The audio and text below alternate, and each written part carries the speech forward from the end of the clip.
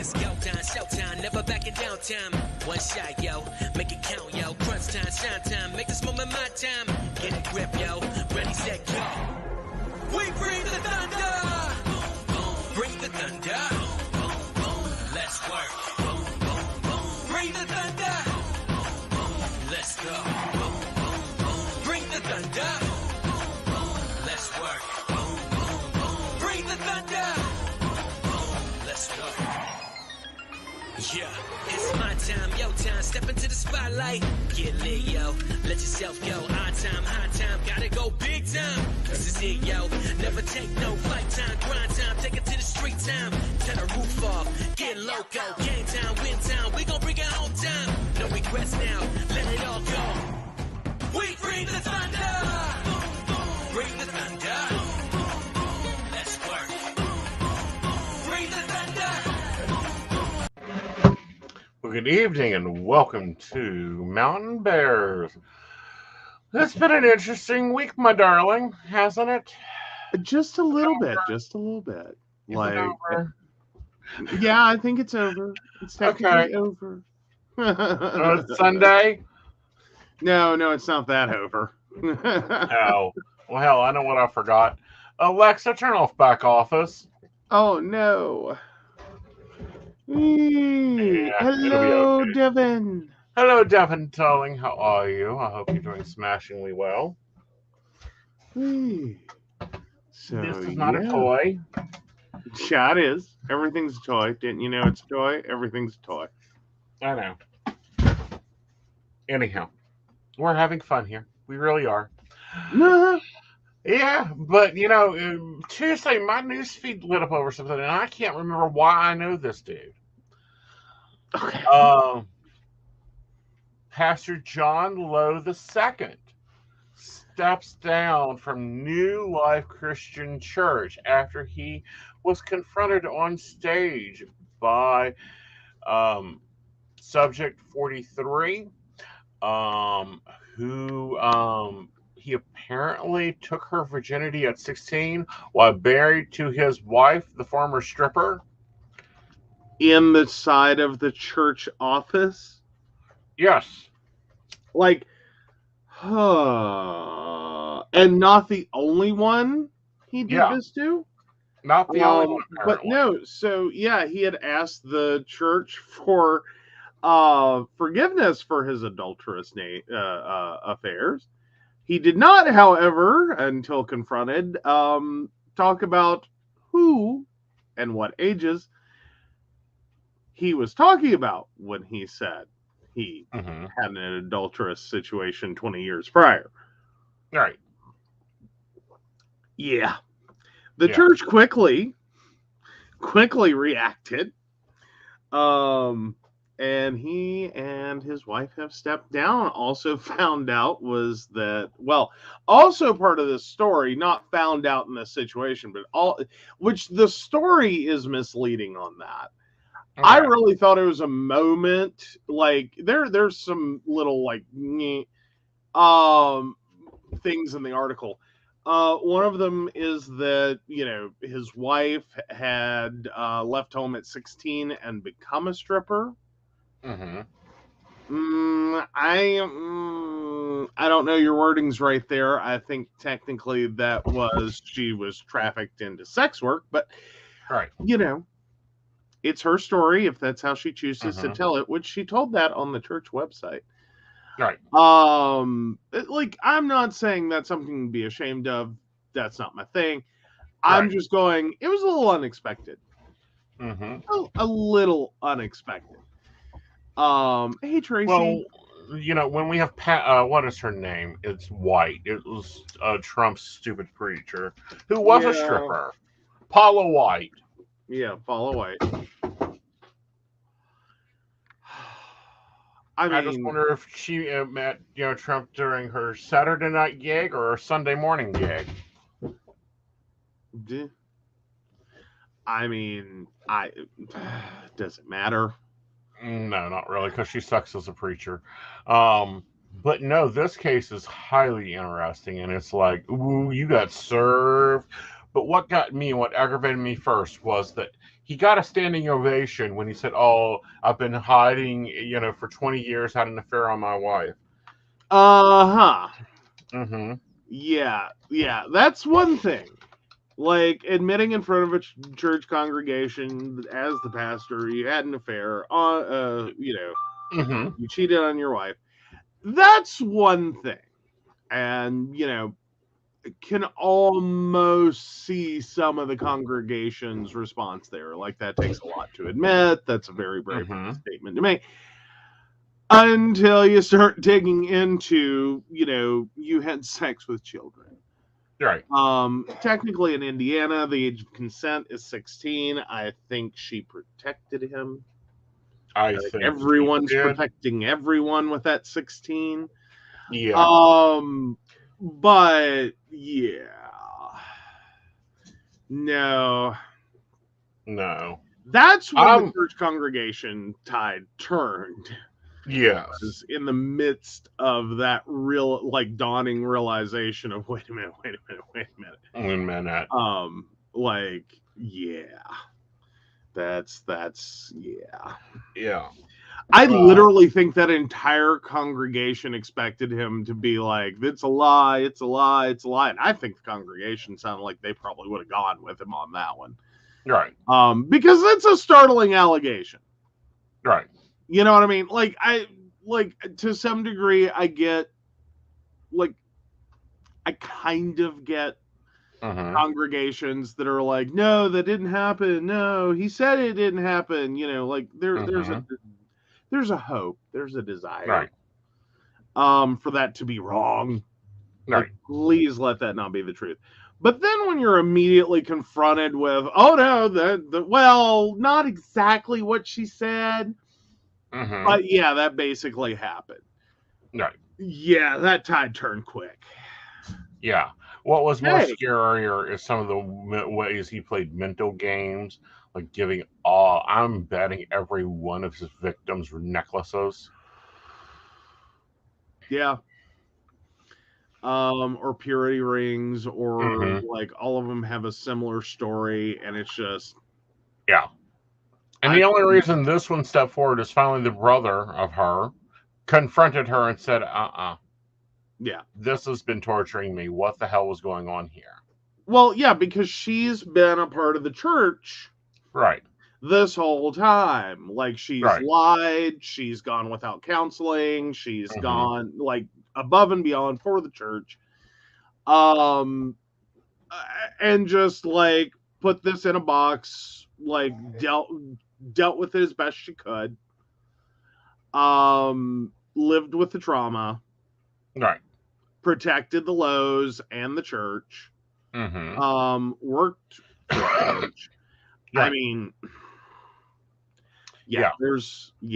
I'm sorry. There's so many layers of abuse here.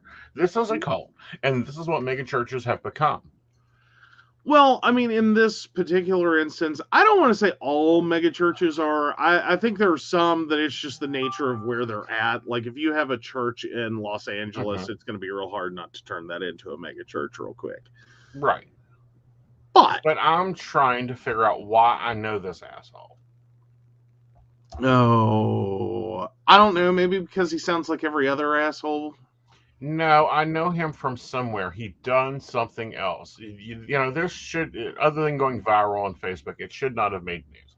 This has got to be either someone during the plague or during the end that was trying to push the Indiana ban for life. It's a fair confession to adultery. That's the big one.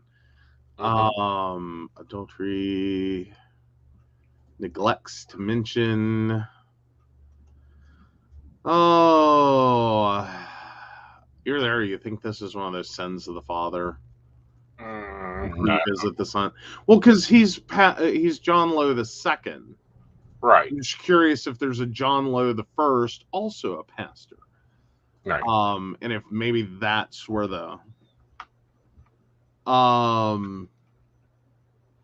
mean. But no, about the only thing you can find on him right now is this one. This has gone big. Yeah. I don't want to say the sad part. That's probably real bad. I think if you're John Lowe II, in that moment, I think the part where he found himself in more trouble than he would have been was the fact that he didn't start there. Right. 20 years ago, I committed adultery on my wife with someone who was 16. Right. It was I wonder if that was like part of the problem the church had with it. It's like you confessed, but you left out some very vital information. One, it was 27 years, so you confessed to what you were doing 20 years ago, not what you were doing 27 years ago. Well, and so there's no telling how many victims there are. Right. 20 years ago is probably when he got caught. Versus like, and again, this is often one of those things like in that like weird like play with the truth. Like, what does someone know? So you admit to the one thing they know. Like his wife knows she caught him cheating. Right. 20 years ago. It sounds like he was trying to use it as like part of their story, but then forgot to tell his wife that, oh, by the way, there's some detail. Like I was he forgot to like make sure the victim wasn't in the audience. And well, yes, I'm using the word victim. Yeah, there was that. But also, like, forgot to tell his wife the rest of the story on that one. Which is pretty big. Like, I would think. Although, then again, did anyone catch her reaction? Like, what did she know? No one has caught her reaction. Everyone's trying to run with the story that, the other pastor of this church was a stripper. Big damn deal. Yeah, no one cares about that. Okay.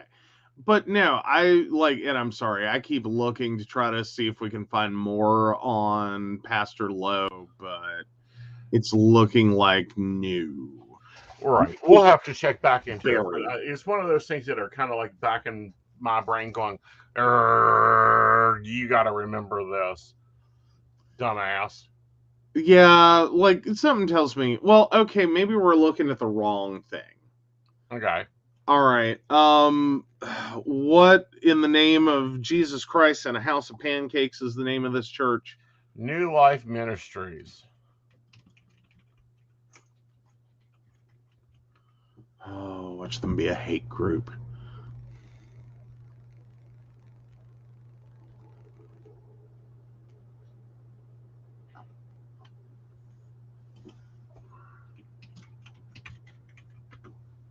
Let me just throw a hate group on it. Let's see. Well,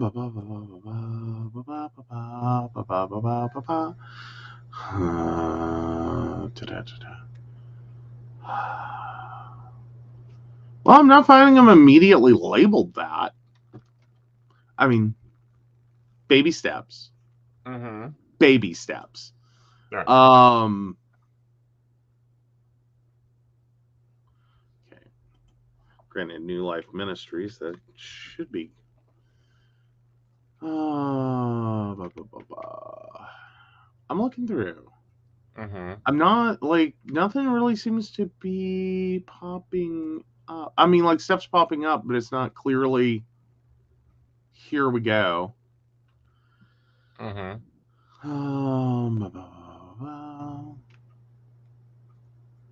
Okay, I'm just not having a good Google it. Me either. It's like this has took it over. But I remember him being involved in something.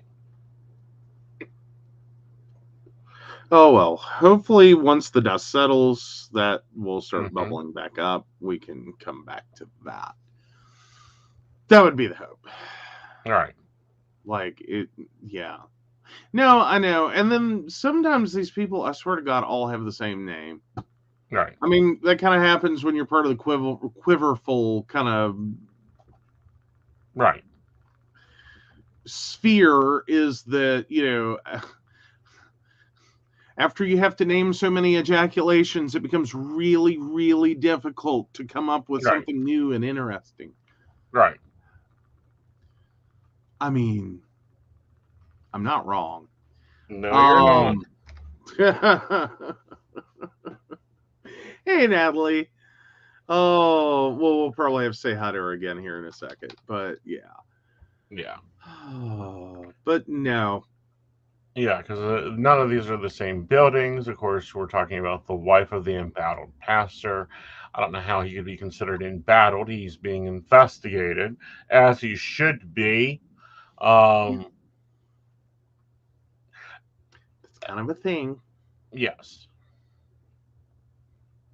I don't know. I think he was looking or thought, like they're talking really hard about the part where like, oh, this church was built on forgiveness and reconciliation. It's like, well, yeah. No, it wasn't. See,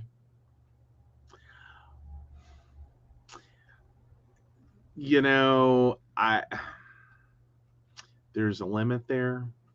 There's a big limit there. There's a I limit. mean, I'm sorry, he's a child abuser. There are rumors of second and third victims stepping up. We have not confirmed them. mm-hmm. Yeah. Right. Well, I mean, again, there's limits there. There, like, you can forgive someone, like you don't just immediately put them back into the position of power that they previously Right. had to repeat the mistakes of their past. Right. Especially when it takes them 20 years to confess and you still don't do it right. Yep. Like you let it turn into the circus that it became because you skipped out on Right. some very important information. Right.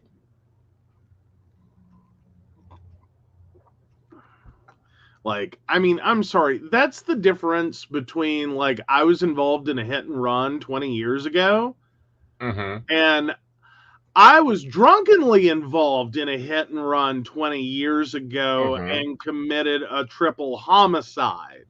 Right. And also, I mean, it's been a real shocker, but actually kind of laughable. We have this pastor who I don't remember what he done. He is in my records for something. yeah. Then we have Pastor Greg Lockett dissolving the IRS 501c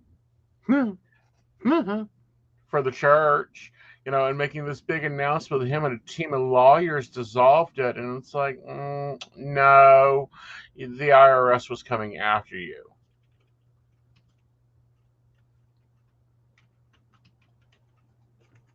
Yeah. Yeah. Yeah. Again, like, and I mean, granted, a lot of people try to get in front of a story, change the narrative. Mm-hmm. So he is no longer has a 501c. The FBI is investigating him for other matters.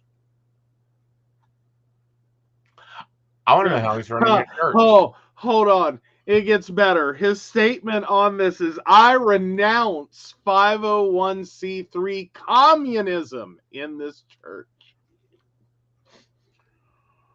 Uh-huh. Mm-hmm.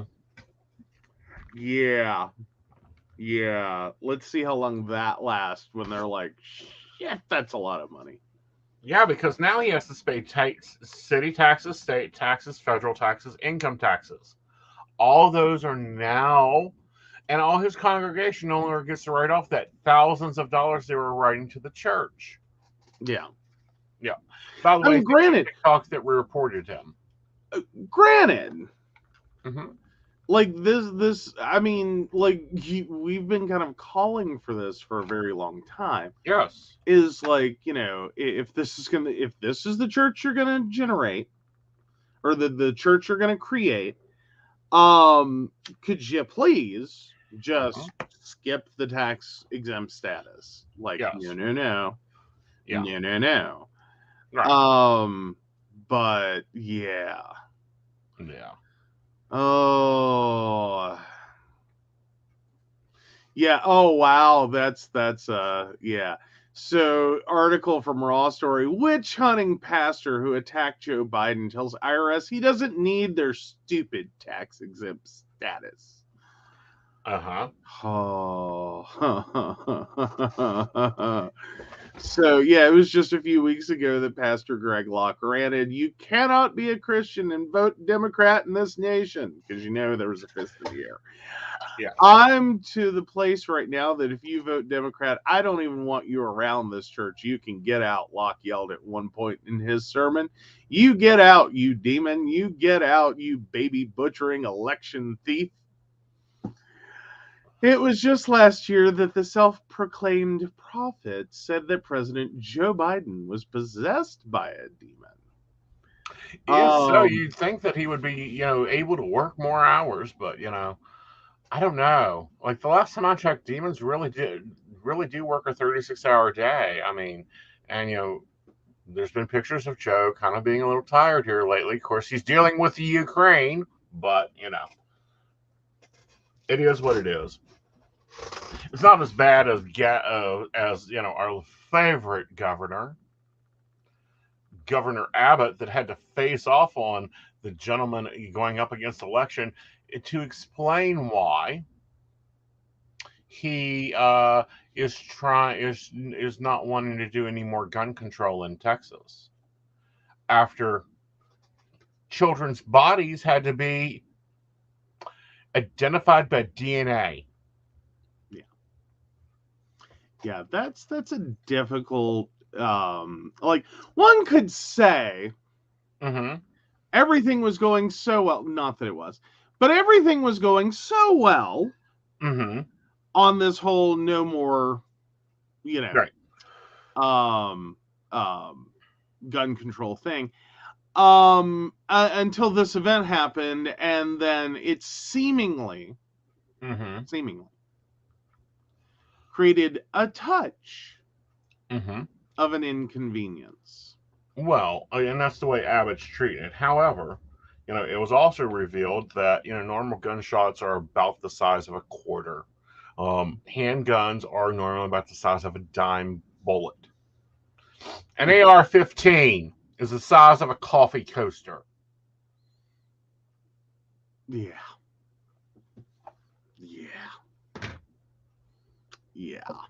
That's not. No. No, that is not a. That's a lot of. That's a lot of gunshot. Yeah. When you're talking about children. Yes. Like they're not big. In case anyone had forgotten that part. And having something the size of a coaster rip through something the size of, a kindergartner, a first grader, a second grader, a third grader, a fourth grader.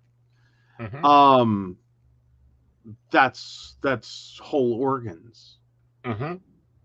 That's not like, that's whole body parts. That's a lot of damage. That's a lot of pain. That is, that's something to definitely remember.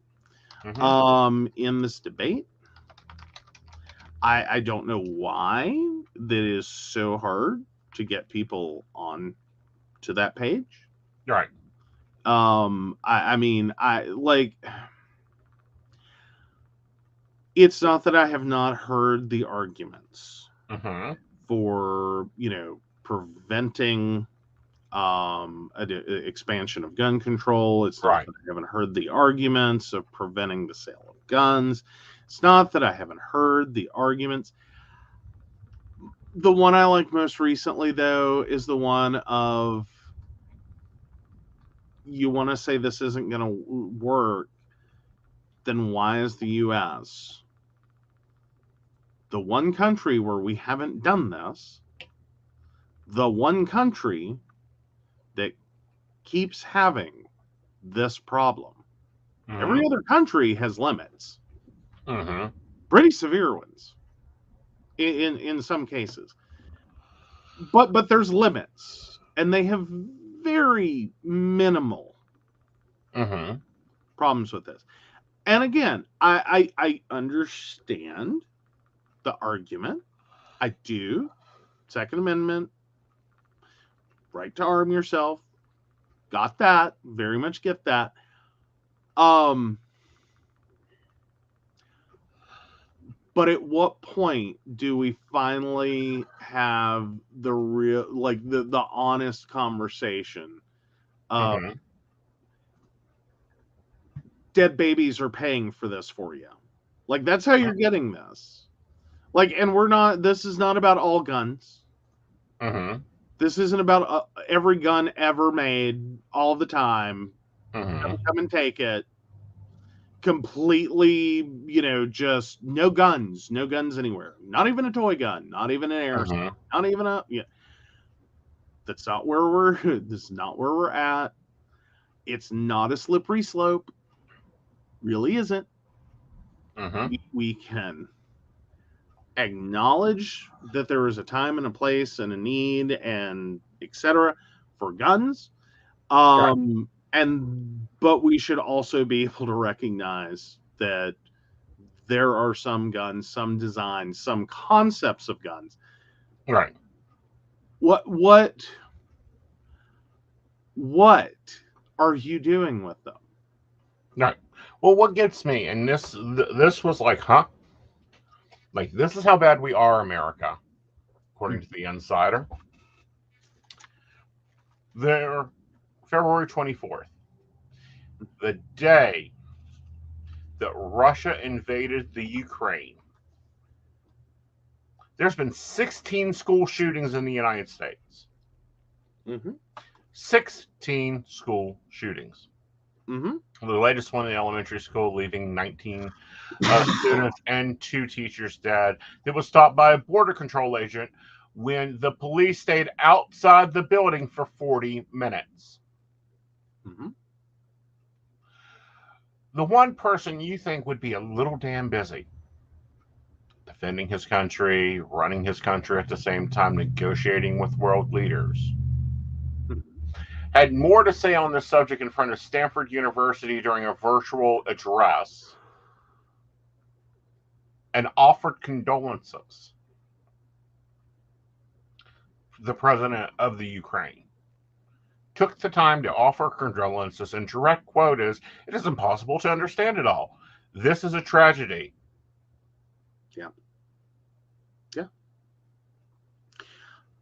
And yeah, Devin, I'm with you there. Devin states, and I'm upset how this gunman showed he was volatile. That's the sad reality, is that, and we see that over and over. Like, now some of it could be. There were a lot of people hoping. Like, get it together, man. Figure it out. Because there's this weird thing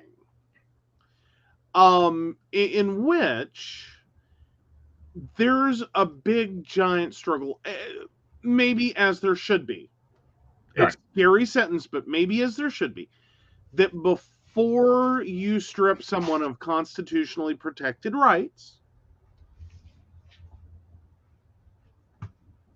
you give them every opportunity that you can to not lose those rights. I would think it would make more sense for it to be easier to reinstate those rights after than to not act first and then fix it later. Right. You know what I mean? Like, in a lot of other situations, we mentally get the idea of act first, fix it later. Like, the threat to one human being overwhelms the rights of another.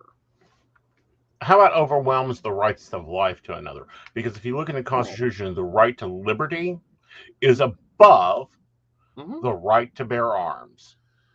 well above. But no, what I'm getting at is, yes, your right to bear arms is a constitutionally protected right. We get that. We got that. We understand that. Mm-hmm. The problem being, Mm-hmm. we have a system that, like, your right to life does not supersede. And I mean, we have this very weird understanding, I think, of what the right to life means. Mm-hmm. And this is not an abortion debate. No, not going to Right. even start there. Mm-hmm. But right to life, in terms of you have a right to life, liberty, yeah, that part. We don't really calculate, like, what's the damage. Like, if someone is right about the mental health or the current mental status, or however you want to phrase it, of another human being that owns guns, if Right. you're right, Mm-hmm. if you're right, the impact is horrific. Right. But we act like the bigger problem is taking away the guns until you find out if you are right. Not the bigger problem is the guy with the gun who could kill a bunch of people. What gets me is, according to the code 18710 PC, possession of destructive devices or explosives, Mm-hmm. you can't own them. Okay? Mm-hmm. AR-15s should go in that classification. A grenade launcher is technically a firearm, according to federal standards. Mm-hmm. Okay? Anyone that puts a coffee coaster through a child has mental issues, Devin, most definitely. All we need is for that weapon to be declared underneath this code. Mm-hmm. Hey, Jen. It's the same reason I can't own a tank. Yeah. I mean, you can in the Ukraine. In the Ukraine, I could pick one off the damn road, like pop cans, because Russia can't supply gas to their own country. But we supposedly have a gas shortage over here. I mean, not that I anyone. understand that they'll be on. If eBay lists the rules, they'll be listed there, and I can go and auction with one. No, the shipping. No, we can't take the shipping. Oh, please, we'll put it on a Japanese floater into San Francisco. I'll go pick it up. We can ride it across country. It'll be a lovely YouTube channel, living in a tank. At these gas prices, like, do you know what the miles per gallon on a tank are? Let's see if I can make my commute. I mean, obviously Russia didn't before they started their little trip to the Ukraine. But do you know what the gas mileage on a tank is? Uh-huh. Like, you want to go see the shining sea in one? I'm pretty sure that's Ukraine's national budget. Like, God. Yeah, he'd fly out and drive it home in 10 to 15 years. Like, what? 6 miles per gallon. 6 miles per gallon. 6 miles per gallon.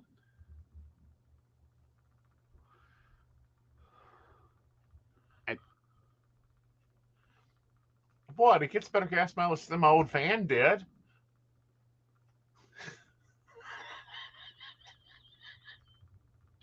That's just wrong on so many levels. But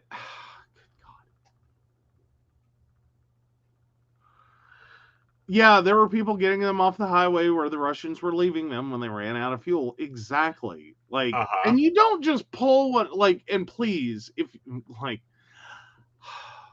just a theory, if you own a tank, you don't just pull that into the nearest 7-Eleven and fill up.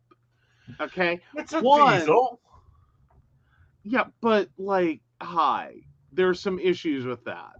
Mm-hmm. Like, those tracks are destructive. Okay? Like, no, you don't just pull that up to number 12.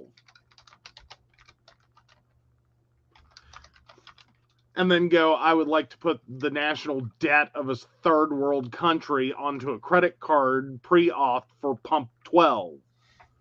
Because it's basically at like current prices, like, my God. Ooh, Like, okay. What So is the tank size tank? 490 gallons. 409. I'm sorry. And hold on. Calculator boy has to calculate. All right. 490 gallons. Mm-hmm. And I'm sorry, what are most current diesel prices you know of? Like, I know it's 5 something, at least. Well, it depends on the turbine engine workings. It can also arrange to have gasoline, diesel fuel, or jet fuel. Oh, we're not even finding out the gas mileage. The diesel mileage will be bad enough. But so 490 gallons. At $4.45 a gallon. No. That's gasoline. Diesel's higher. Diesel is currently at like $1 over that usually. Well, Jen was like 500 US gallons. So we'll go with 490. We'll be conservative, okay? We'll pretend you're not going to leave the low fuel light on the tank. Current average right now for diesel is $4.32 a gallon. $4.32. Yeah. So $2,116.80 that will get you let's see, 6 miles per gallon. So yeah, roughly 3,000 miles. And if we arrange it to be brought in by New York. Oh, well, great. Then you'll make it home on a full tank. On a full tank in oh my God, this has gotten so bad. I'm sorry. Hey, I'm sure Wish will have them up there in no time. No. 482 miles from New York Harbor to our front door. I'm just going to go out on a limb and say this. It's probably not a good thing to research like tank fuel capacity, New York Harbor mileage to your door. Just saying. I personally would not have done that. They will look at my Nick file and go, oh, dear gods, he's on a radio show. Don't bother me with this shit. Oh, you're definitely not, however, getting one from Wish. Oh, and tanks are 42 miles per... The M1s? Oh, had an Army... 42. I'm sorry, tanks are getting better fuel economy, than, like, a Prius? How the fuck? Wait, stop. You can get better gas mileage than a Prius in a tank? Yeah, his personal FBI agent is shaking his head and shrugging. Not to be confused with his, personal guide and, What? They'd get a break when I'm on the road. The guides would. I swear. Even J. Edgar Hoover in a dress would have said you were too damn much. Now leave Mrs. Hoover alone. I understand he had some very good fashion stays. I'm not saying he didn't. I'm just saying even J. Edgar Hoover wearing a dress would have called you too much. Okay, so that's diesel. Okay. still 40. Better fuel economy than a Prius. We have a right to bear arms. Why aren't we buying tanks? Apparently, buy a tank, save the world. God, you know that's going to be pissing off a Republican somewhere right now. We just said a tank has better fuel economy than a fucking Prius. Mm-hmm. And they flippin' hate those damn things. Mm-hmm. Shit. 42 miles per gallon. Good God.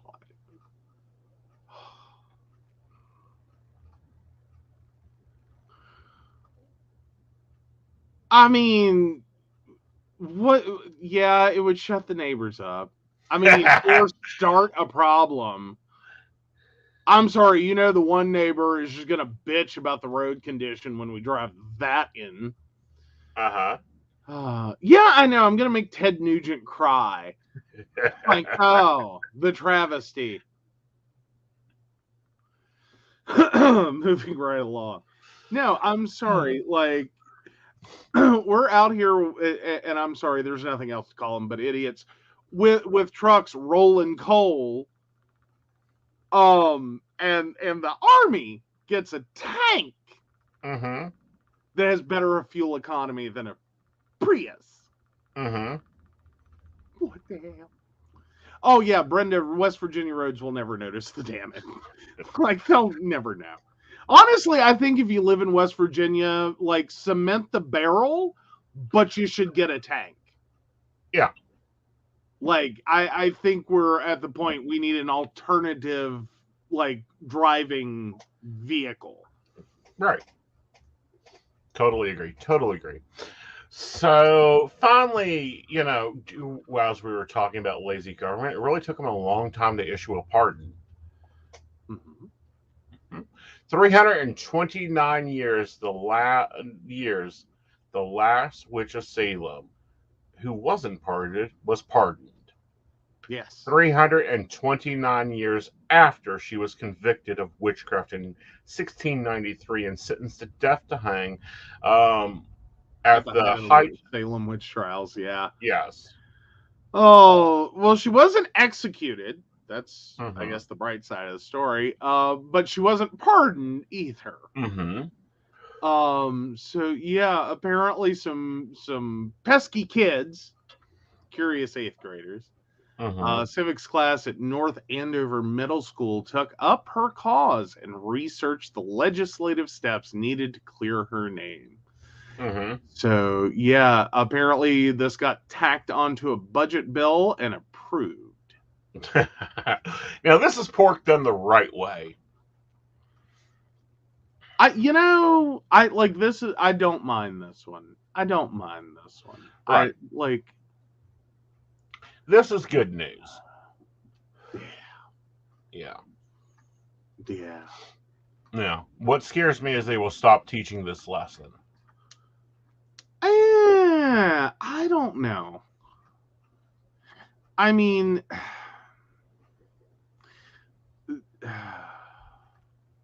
I don't think after you actually, get someone pardoned, you get to stop that lesson soon. Right. I mean, plus it's one of those aspects of history I don't think you can get rid of. Yeah. Like, it is such a wild period in history. It's really hard to skip that one because that one pulls people in. Mm-hmm. It's like, wait, what? Right. Like, hold on, back up. What? Right. How did this happen? Wait, what? Mm-hmm. Like, it's one of those moments of history, and it's not that it's funny. I wasn't laughing because of that. It's one of those moments you're like, I must have hallucinated because I obviously could not have just heard you tell me this historical event that occurred. Because what? Yeah. Like, did everyone lose their flipping minds? Mm-hmm. They did. They've actually traced it down to a fungus that could have been consumed um, because of the wheat crop being contaminated. Was it a fungus or a mold? They're both the same to me. Okay. Sorry, I just Basically, bad bread. Yeah. Yeah. Oh, and they had to pay to be in jail. Which they have to still pay to be in jail. You don't get to go to jail for free anymore. That you have to pay $50 a day in the county and $75 in the state. Yeah. I mean, again, it's one of those periods in history that it's like, did everyone lose their shit? Mm-hmm. I mean, like, we have our moments now. Uh-huh. And there's like, there are tons of things I'm sitting here going, like, this is nuts. But there's moments in history that I think we can all agree. Mm-hmm. Okay, so it is fungi. Okay. So ergot poisoning, yes. Yep. I just never can remember if that's a mold or a fungus. So anyway, but no, there's all kinds of these moments in history where it's like, did everyone lose their flippin' mind? Yeah. Like, how do you not? Yeah. And then there's no resolution when you bring that question up. It's just, yeah, they did. Yeah, they did. Like, never underestimate the power of stupid people in large groups. Mm-hmm. Like, holy shit. Right. Well, we've seen it repeated over and over, and this lesson needs to be taught even more so.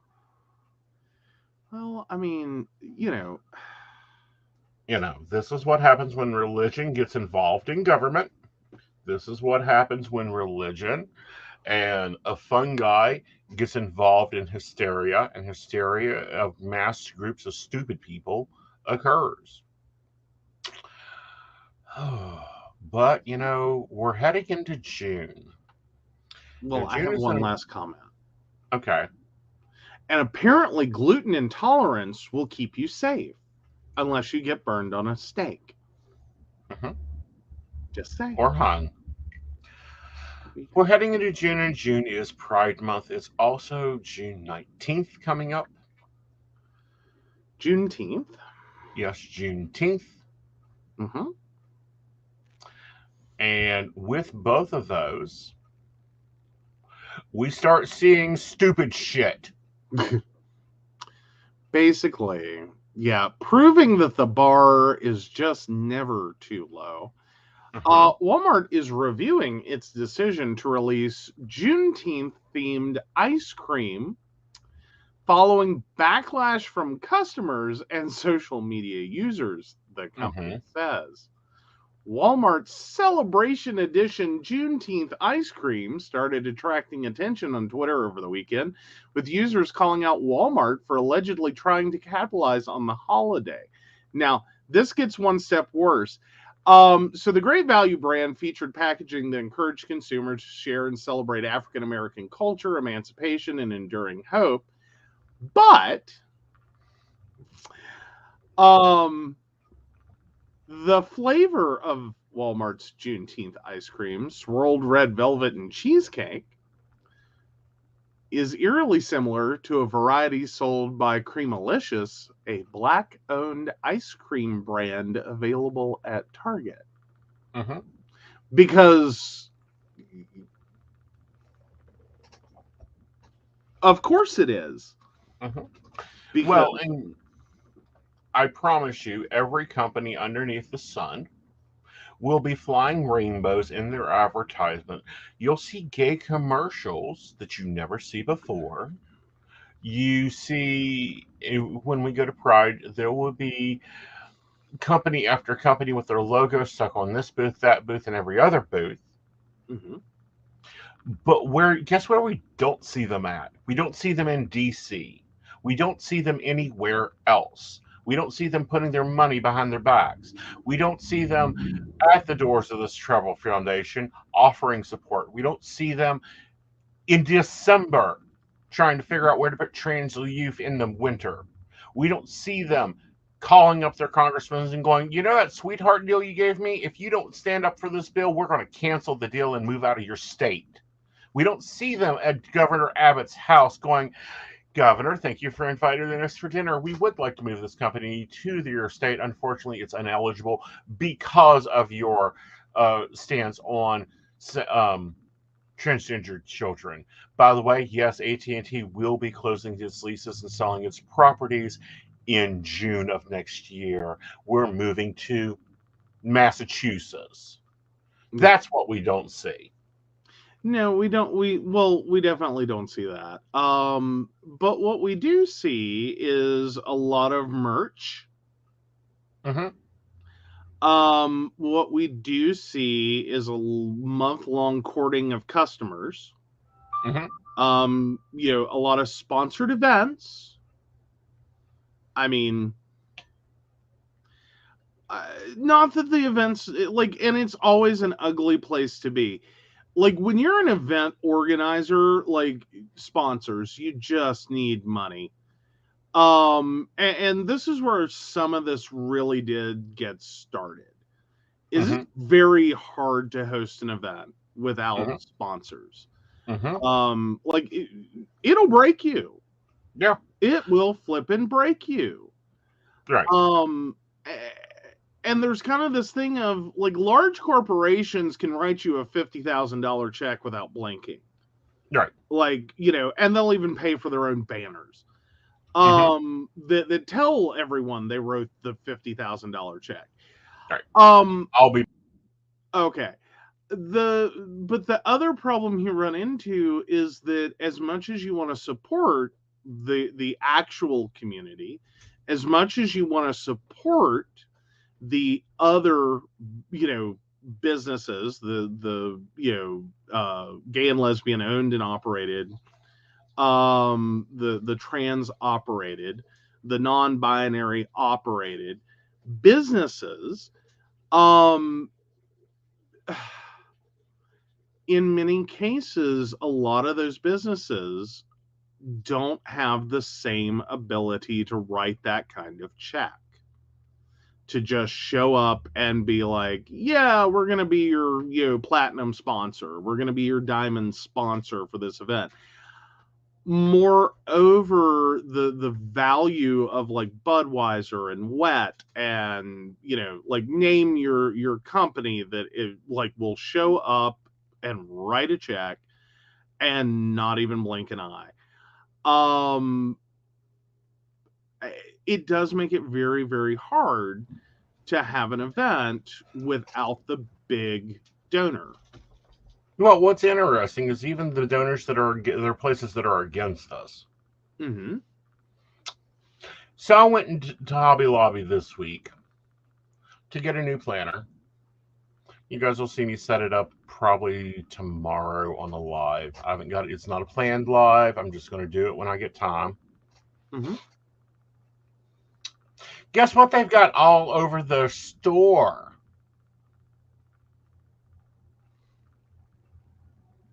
Love the center, hate the send? No. Oh. Rainbow flags, rainbow shirts, rainbow cups, rainbow this, rainbow that, rainbow this, rainbow that, rainbow, rainbow, rainbow, rainbow, rainbow, rainbow washi, rainbow this, rainbow that. I mean, it doesn't even track for them. No. It's like, what the hell? Mm-hmm. So rainbow items already all around checkouts at our Walmart, but with no mention of gay pride. Mm-hmm. I had to explain what June was to someone wondering aloud why rainbows were out for the 4th of July. Mm-hmm. Let me just say, when I say it makes me want a hot dog so bad, it has a totally different meaning. Mm-hmm.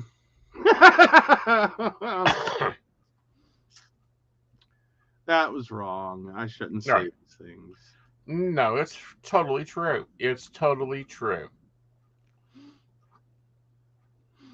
But yeah, no, it's Yeah. So guys, look for the companies take this time to invest in the LGBT companies. If you want to do something for Pride, if you really want to do something for Pride, find an LGBT company that you want something out of. Here's an example. You've been wanting to update your website or whatever. Go find a gay website place. If you want new jewelry, go to an LGBT company-owned website. If you want a massage, Eric Williams, lovely man in Beckley, West Virginia, owns a lovely company. He has massage packages. Spend your money. Don't be fooling into these places that are jumping in there like Hobby Lobby, Chick-fil-A, all the ones that are on our ban list, and suddenly they discover rainbows. Oh, good Lord. If Chick-fil-A throws up rainbows, that's just it. Like, you cannot be Chick-fil-A at this point and start throwing up rainbows in June. Like, oh, no. I bet you they have a rainbow shake. Oh, my brain would explode. Like, my brain would explode. Like, we have to put up with Hobby Lobby because it's West Virginia. We have no other choice. How many options do we have? Right. Like, I mean, be realistic. We don't have that many options. But what we do is we make it hurt. Tracy says Chick-fil-A better never. I'm with you. It's like, oh no. I think that is the point in which, yes, it will technically be a hate crime. Will occur because I think that'll just be the moment where, like, you want to talk about moments in history where a bunch of people lost their shit. That would unfortunately be like the moment a lot of people are like, oh, hell no, we are not doing this. No, you do not get to have that history. And then, right. Like, no. Give me a minute, Devin. Oh, so gay-owned yarn companies. I would think there would be some lesbians in some yarn. There's got to be lesbians in yarn.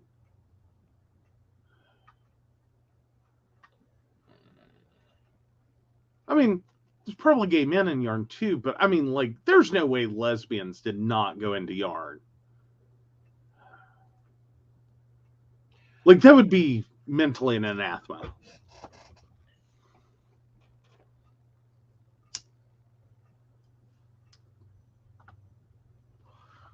Well, there's a store that sells yarn that is a gay-owned yarn company.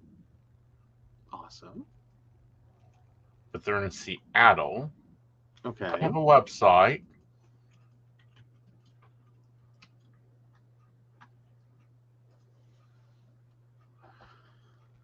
Oh, of course, then again, we're looking at the worst time of year for this. Because, like, the Etsy, like, Pride Rainbow Yarn, like, all that's hit. Like, everyone's running their targeted. All right, I'm going to give this directory out. If you're looking for something specific, go check out this directory. It's called the Gay and Lesbian Directory.com. They are supposed to be listing gay-owned and lesbian artists.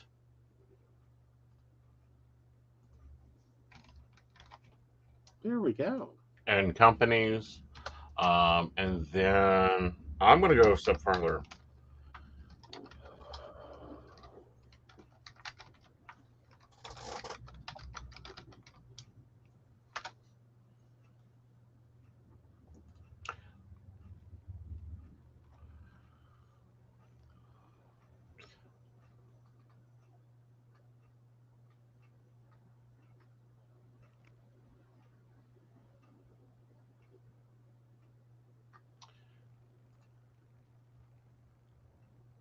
Devin, do you like Dodd hand hard yarn?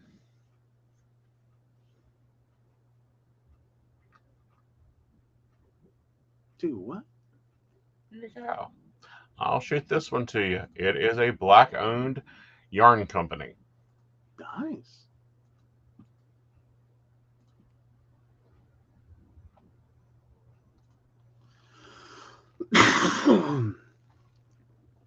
I don't know the quality of their products, but if you're wanting to go Pacific,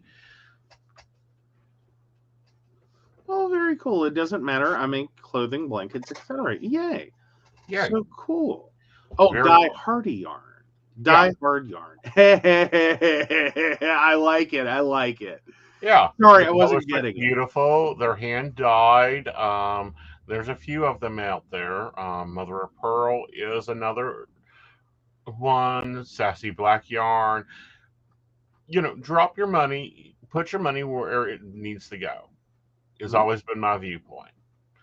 If Okay. you have to, i.e., like us, there's no other places to get planners. There's no other places to get some arts and crafts because we live in the back fucking woods of hell. We make it hurt. I got a new planner system that was normally probably $43-$45 for $18. Yeah. I mean, we do what we can with coupons and like sales and stuff just to be like, you're not profiting. Yeah. And can I just talk about Yeah. like the fact that like it's not that I don't think there are crafters and stuff in the straight community, but I'm sorry, the alphabet soup is some crafty ass bitches. Right. Why would you think it's a good business position Mm-hmm. to what? Mm-hmm. No. Well, this is why I never got why companies do not go Pride all year. We have the most disposable income bracket. Well, theoretically, there are some reports that situation has changed. Mm-hmm. Well, There, yeah, that's good. yeah, it's Yeah. Again, but no, if anybody wants to learn,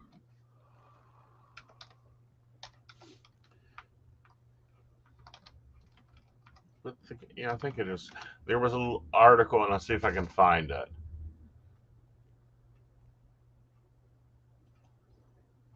Yeah, it's called the game market, the making of the game market on SRJ. Um,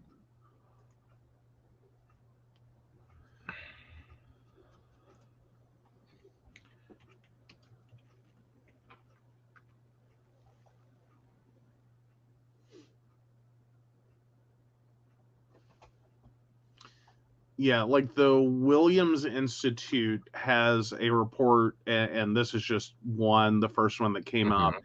mhm, LGBT people collectively have a poverty rate of 21.6%, which is much higher than the rate for cisgender straight people of 15.7%. mhm. Among LGBT people, transgender people have especially high rates of poverty at 29.4%. Right. But on the other side of this, Mm-hmm. when you look at marketing strategy and profile from Taylor's Financial Online, marketing to homosexual gay marketing was published in 2012. It's actually an academically paper about how to directly market to and get devoted followers from the gay market is well educated, highly diminished income, of influential social and political, and despite and dictates to career and home ownership, the places greater importance in friendship networking than do most U.S. Although the political luxury market segment, gay represents a difficult struggle to reach such alternates, and other segments could be exploited by business factors. Mm-hmm. Well, but here's the thing: you got to do it right. Mm-hmm. Like that's the thing these companies don't seem to get. Mm-hmm. Is Walmart with a shit ton of rainbows doesn't do shit for me. No. Um, no, that's not how this works. Mm-hmm. Like we kind of like our small neighborhood, like community-based business. Mm-hmm. Like, and I say that in general. That's not Mm-hmm. true of everyone. Like you will find the Prada bitches. But what I'm saying is, Mm-hmm. as a whole, we do tend to be more concerned about the social impact of business. Mm-hmm. Like, what is your business doing in our community? How is it Right. integrated with our community? Who in this community makes money, and who gets, helped or harmed by your business? Mm-hmm. Like, we were there at the beginning Right. and went, whoa, whoa, whoa, whoa, whoa, whoa. Like, and a lot of this has been true across, like, gentrification of neighborhoods. This has been true across, historic preservation of neighborhoods.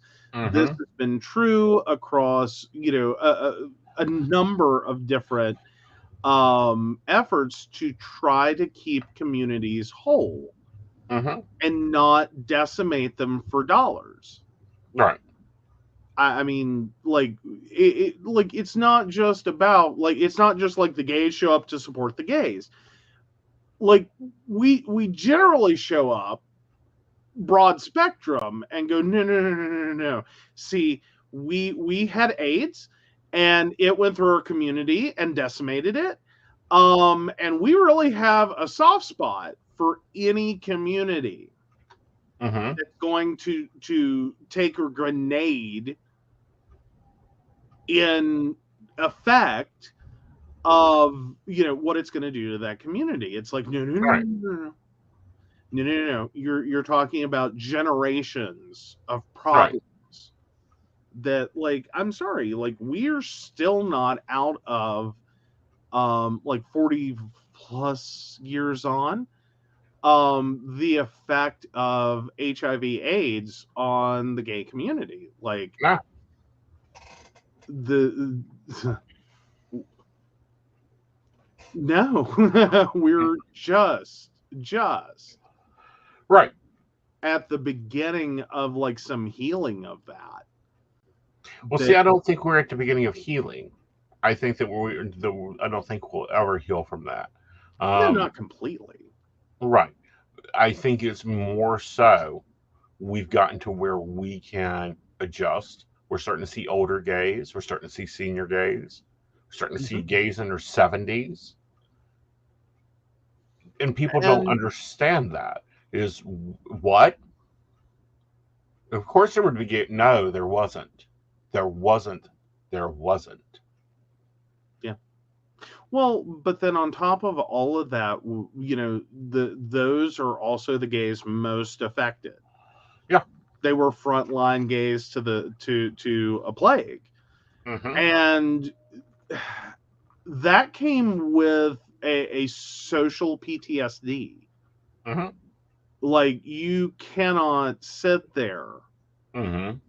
through this watching one person die after one person die after one person die after one Mm-hmm. person after one person after one, and not Right. end up with a level of PTSD that is an analog to being in the middle of Pulse nightclub. Right. Like, you can't sit there on the front lines of a multi-year epidemic Right. watching all of this shit blow up and not have problems. Right. And I think it's just now. It's your generation. I think it's the one behind me. I think it's Gen Z's. Just like, the kids are all right, okay? Like, Gen Mm-hmm. Z's getting their, like, they've got their shit together. Like, some of them don't even really come out. It's not Mm-hmm. really a thing when they do. Like, their friends are all cool. Like, Well, let me there's finish my statement. okay. That the first thing you do is you save up for a home. Why? Because you can't rent. Yeah, no, didn't get hit with that. Right. Not as hard. It's not like I didn't know people that got evicted because, like, their Mm-hmm. landlord was shitty. Mm-hmm. Um But there was like a universal recognition that it's because your landlord's shitty, not because there's something wrong with you. Right. Like I will say that Gen X, Gen X and Millennial is the divider line for like the mental shift in which like the community of deviants and perverts mentality really like millennials showed up and we're like, fuck that shit. We ain't even taking that on. Right. Like we're no, that's not how we're gonna roll this. But I think the first generation of the kids are turning out all right is gonna be Gen Z. Oh yeah. That like the shit storm, like, and you kind of see that when you start talking in front of them, and they're like, "Wait, what?" Yeah. Like, mind blown. Yep. Like, not a clue how to process that. Right. Oh, Janie, hi. Hello, Miss Janie. How are you? The only guy she lets near her computer. This is true. Yeah. This is true. So hi. Hi. It's nice that you join us, Miss Janie. But yeah, Brenda, there's a shift in mindset. There's a shift in thinking. There's a shift going on. And what's weird is conversations that I used to have with kids. Like I used to have a standard speech for every LGBT coming up. I've had to change it. Yeah, that's been a reality check. Like, and that's a double-sided reality check. Did you have the reality check when you had to start, like, because it's a screwed up speech, okay? It's a screwed up speech. At least when I develop mine, yours may be different, but like when I develop mine, it's a screwed up speech you have to have with someone. Of like, okay, you don't come out if you are under the financial, benefactor like situation of someone else who may react badly. Like you got to be able to pay your own bills, buy your own stuff, have your own job, do your own thing. Right. And you've got to be prepared to lose everyone in your life that ever said they cared about you. And you've got to be able to like, and don't come out at work if you're, even remotely thinking this is going to be a problem, because that's your income. That's what supports you when you're pissing off everyone else. Well, not only that, but the conversation of healthcare and okay, these are what you've got to have done every 6 months. These are the things you have to have done every 3 months. Yes, you're going to have to argue with your doctor. Yes, you need to make sure this happens. These are the clinics for this if you can't go through your employer. Now, I understand you're working one job. You actually probably need two so that you can at least get enough income, because you have to get a down payment down for a home, because the moment you want that dream relationship you're wanting, you're going to have to go and buy a home. Yeah. Yeah. You do not, again, it's the same kind of benefactor relationship. Like a landlord is just a benefactor that you pay a little money to. Because they benefit you with housing.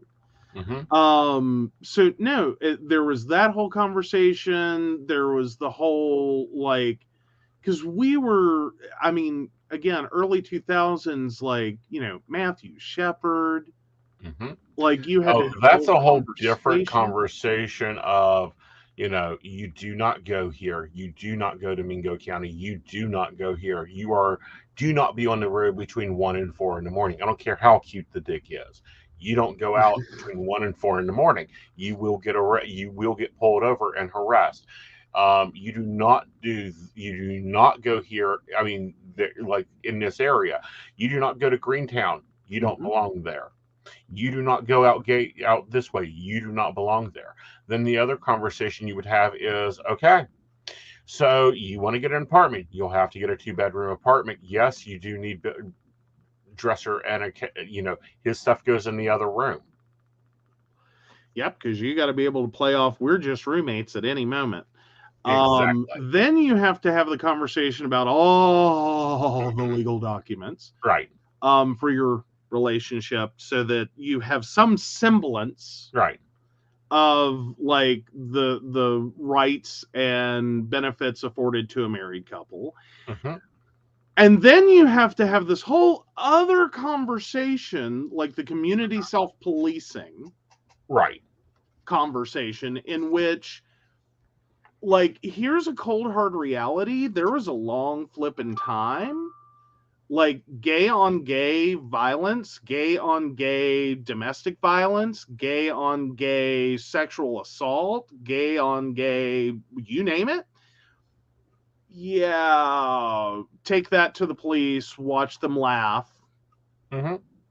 You out the door because Mm-hmm. you're not getting in the middle of it. Mm-hmm. So you end up having to handle that within the community with like a list Mm-hmm. of persona non gratas. Right. Like, you don't hang out with this person, you don't even want to go near this person, you Right. don't accept a drink from this person, you don't, you don't do it. No. And all right, we'll take care of it. Many times it's been, all right, guys, we're gonna go take care of this, and it's self-policing. Yeah. I mean, it was a whole different world 22 years ago.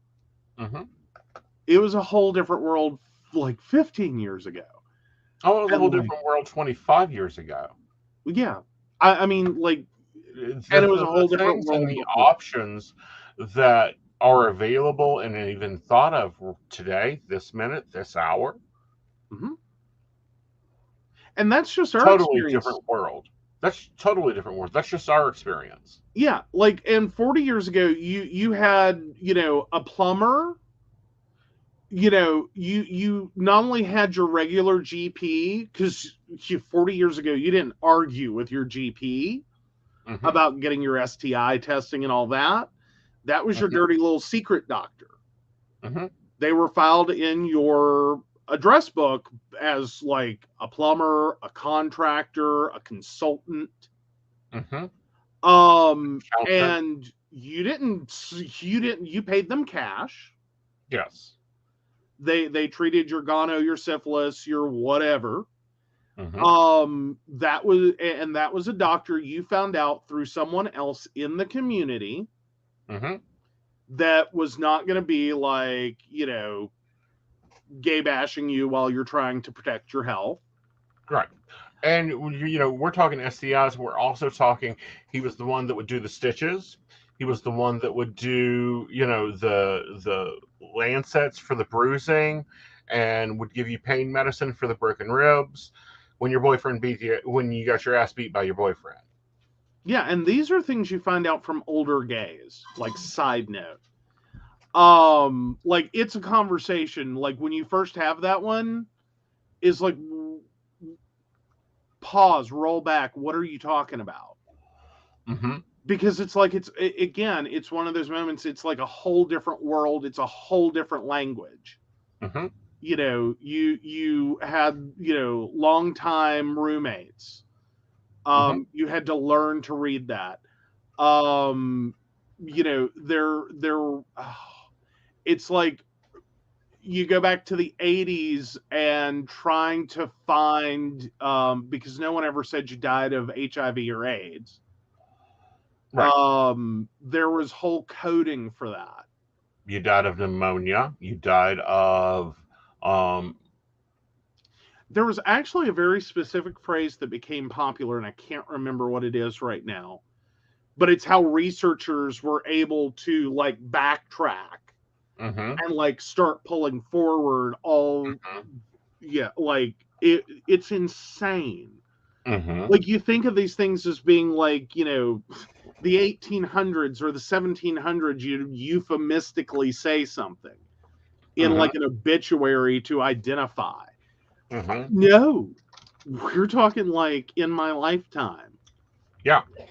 Like, there were all kinds of little words and phrases that if you weren't in the community, didn't register. Right. But if you're in the community, you knew that someone died of HIV. Mm-hmm. You knew that someone died, in this situation or that situation or this other situation. Mm-hmm. It's insane. Right.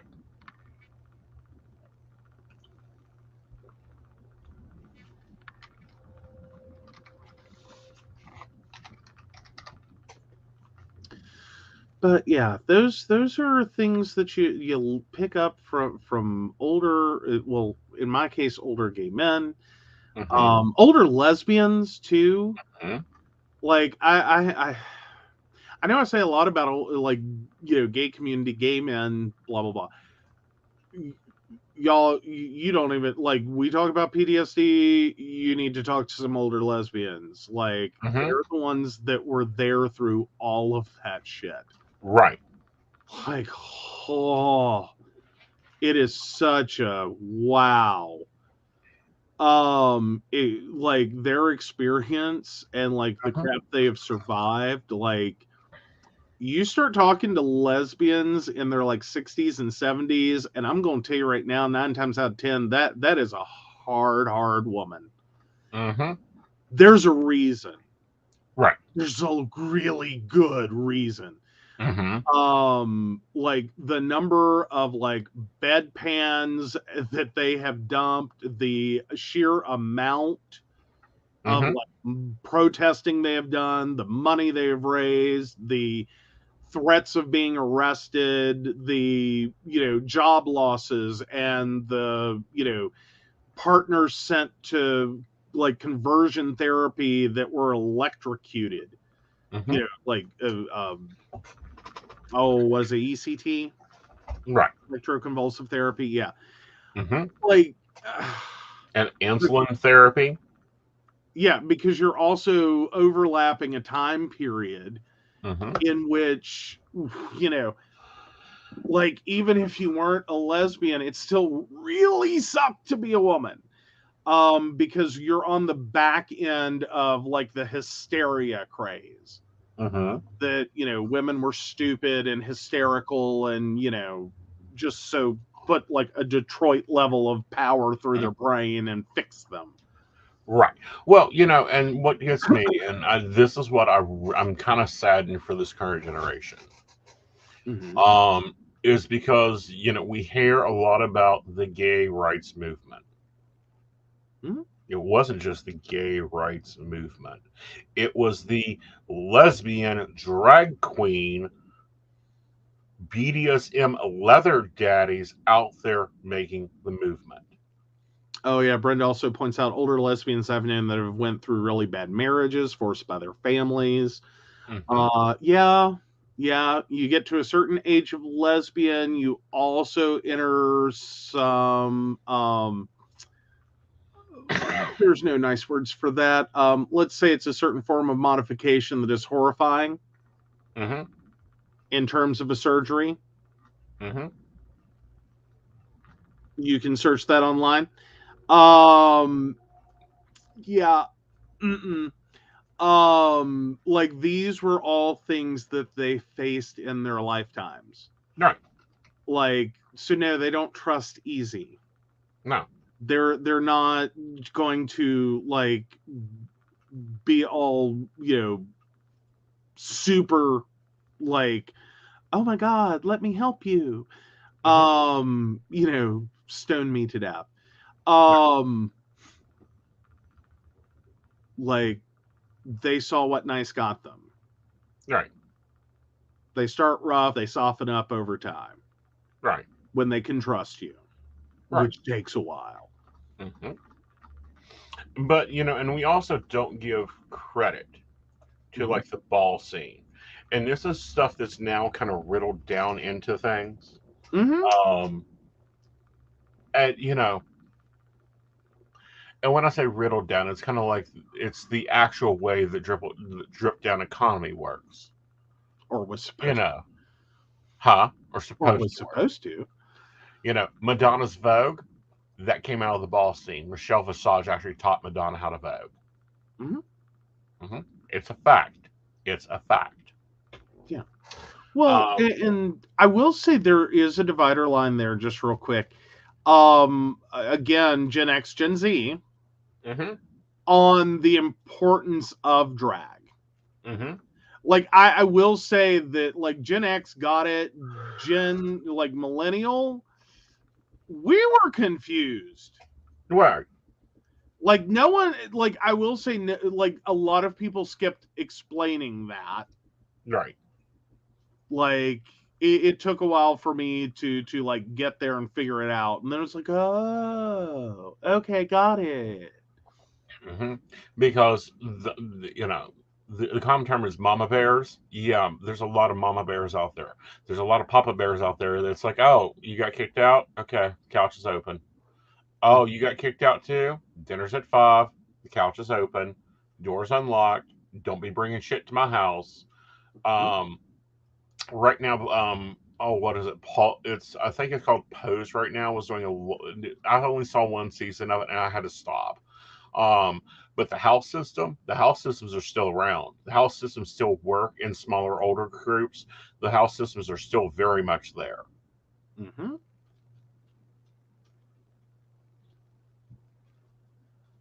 Oh Yeah, yeah. yeah. Well, I mean, are they still like? I mean, because sometimes I think it can get a little confusing. Hmm. Especially out community versus in community as to like what we're talking about. And we're talking about like when we talk about a house, Hmm. like people hear this and think like it's just like, a clubhouse.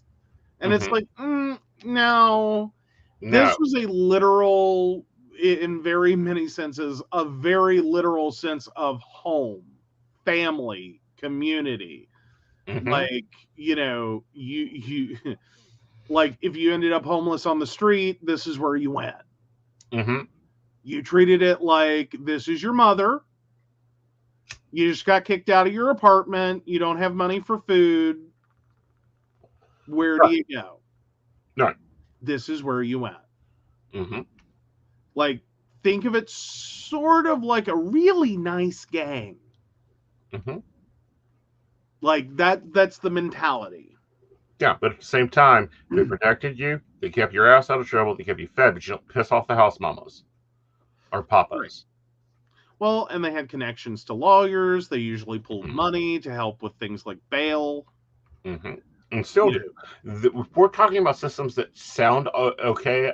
That they're outdated. They're not. They're know, still there. They're still active. yeah. I'll be very blunt, and I'm not sharing who, but recently we had a discussion about, is the couch open still? Yes, the couch is still open. The door is still unlocked. Dinner's at 5. Don't be late. Yeah. Yeah. I mean that's one of those things like gay community's been pretty decent on. Hmm. Is like no. Like we understand the nightmare. Hmm. Like a lot of services for people facing homelessness and hunger, Hmm. very cisgender, very very heteronormating. Hmm. Um, can be really like if you're already struggling, Hmm. not the best environments to walk into Hmm.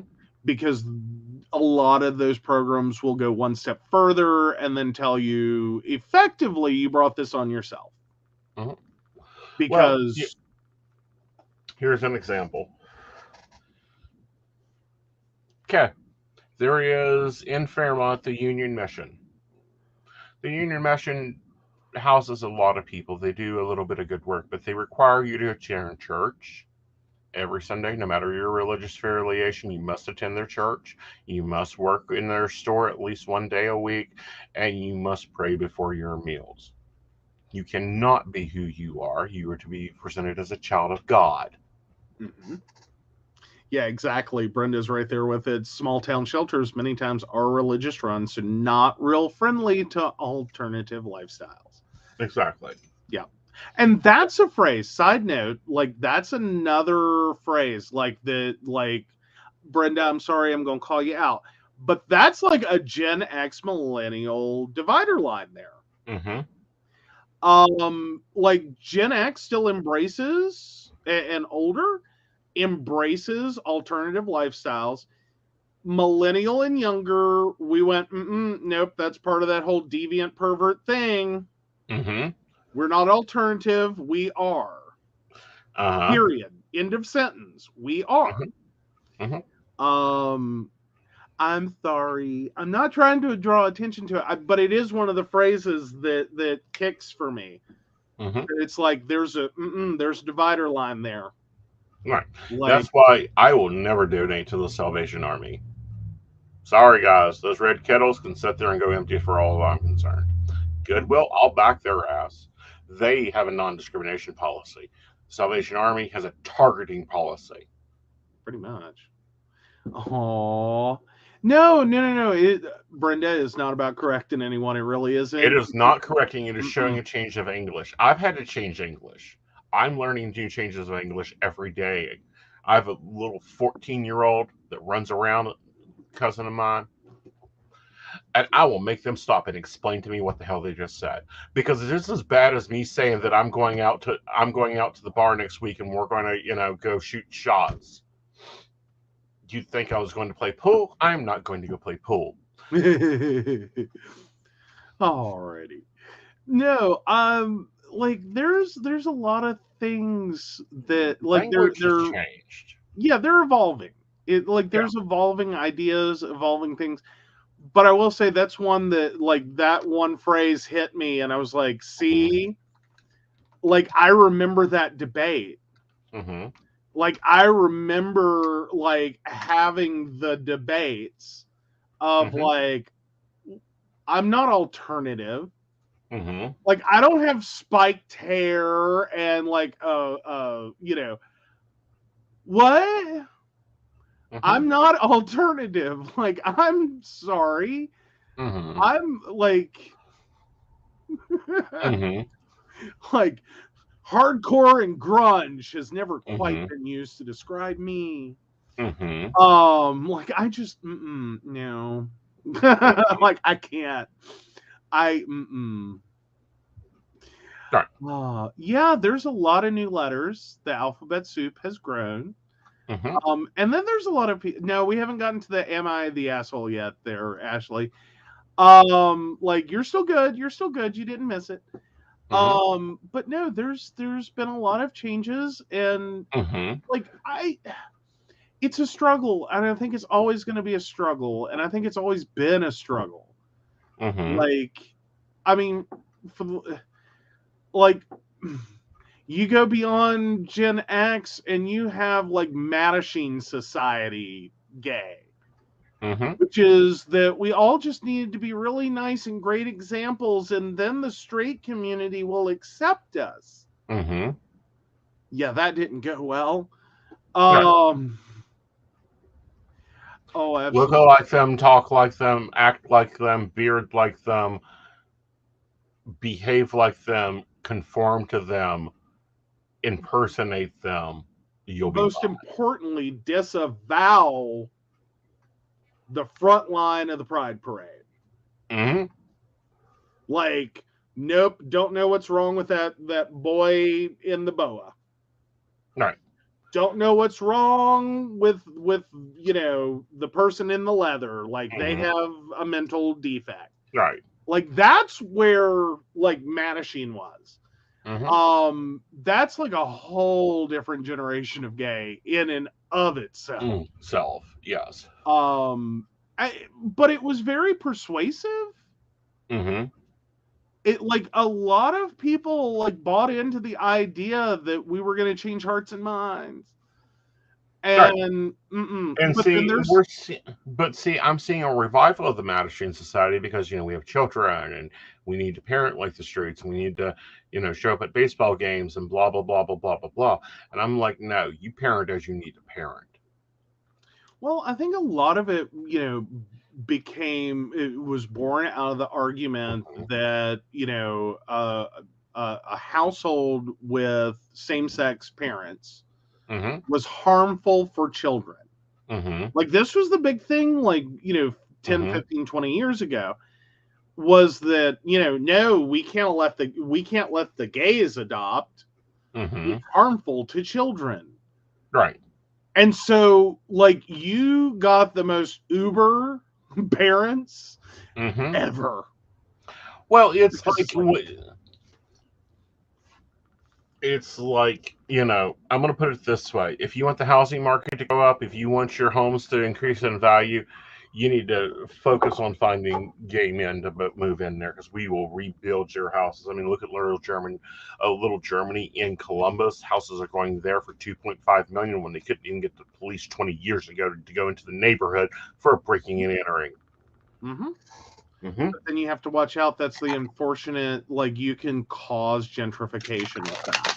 You got to be really careful. The neighborhood can be your best friend or your worst enemy, depending upon how you want to think about it. And if you step on my roses, well, there's that. But no, there's a bunch of little things like that are like generational dividers, like, and then there's like lost gay history. Like, you got to be really, like, those come up, like, the lavender scare. That's a thing that you say that to most people, and they're like, what the hell are you talking about? And it's like, oh, before McCarthyism even got started. Well, I think that for Pride Month, we need to take a segment and call it Your Lesson in History. The first one, I think, needs to be on parlay. Oh, no. Yeah.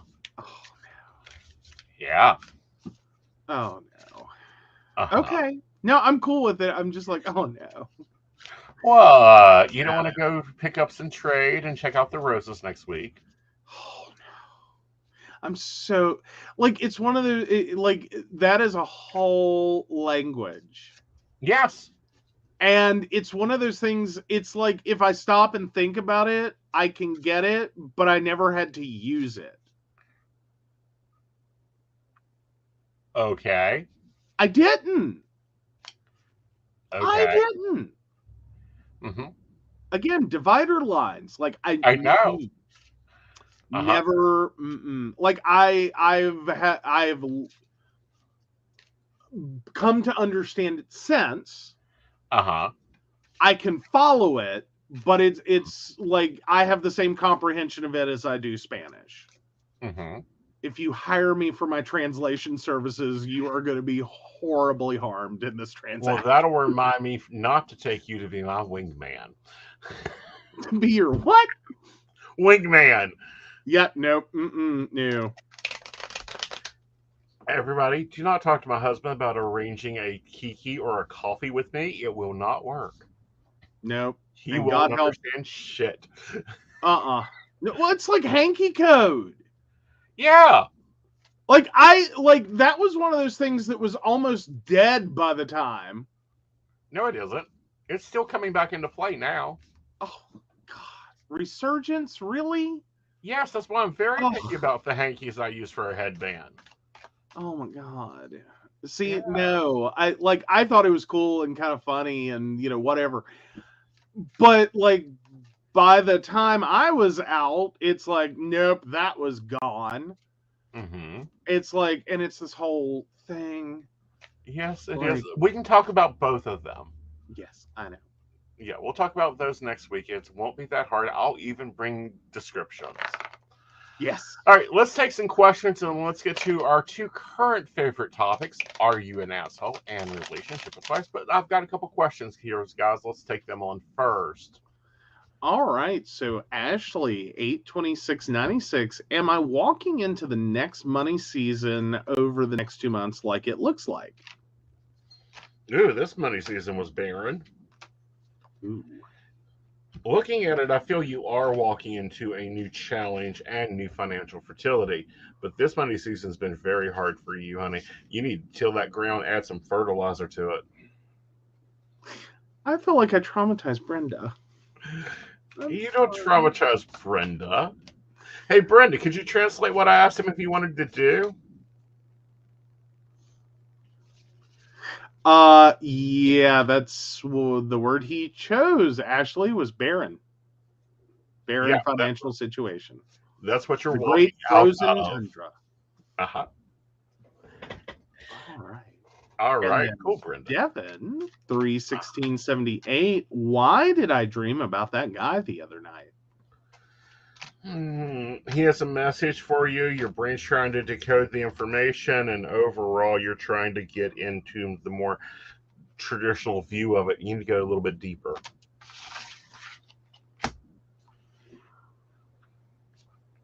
All right. So let's take relationship advice first. Oh, no. No. The one you're coming out of, Ashley, has been barren. The one you're moving into, you need to add a little fertilizer to it. There you go. Like, don't scare her. I'll scare her on Tuesday. It's funner then. Oh, gosh. Funner. You use fun. Funner. Like, Yeah. I have former teachers showing up. Okay, fix your English. Fix their parlay.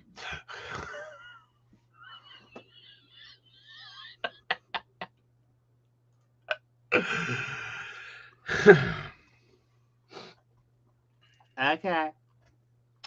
So, on to our relationship advice segment.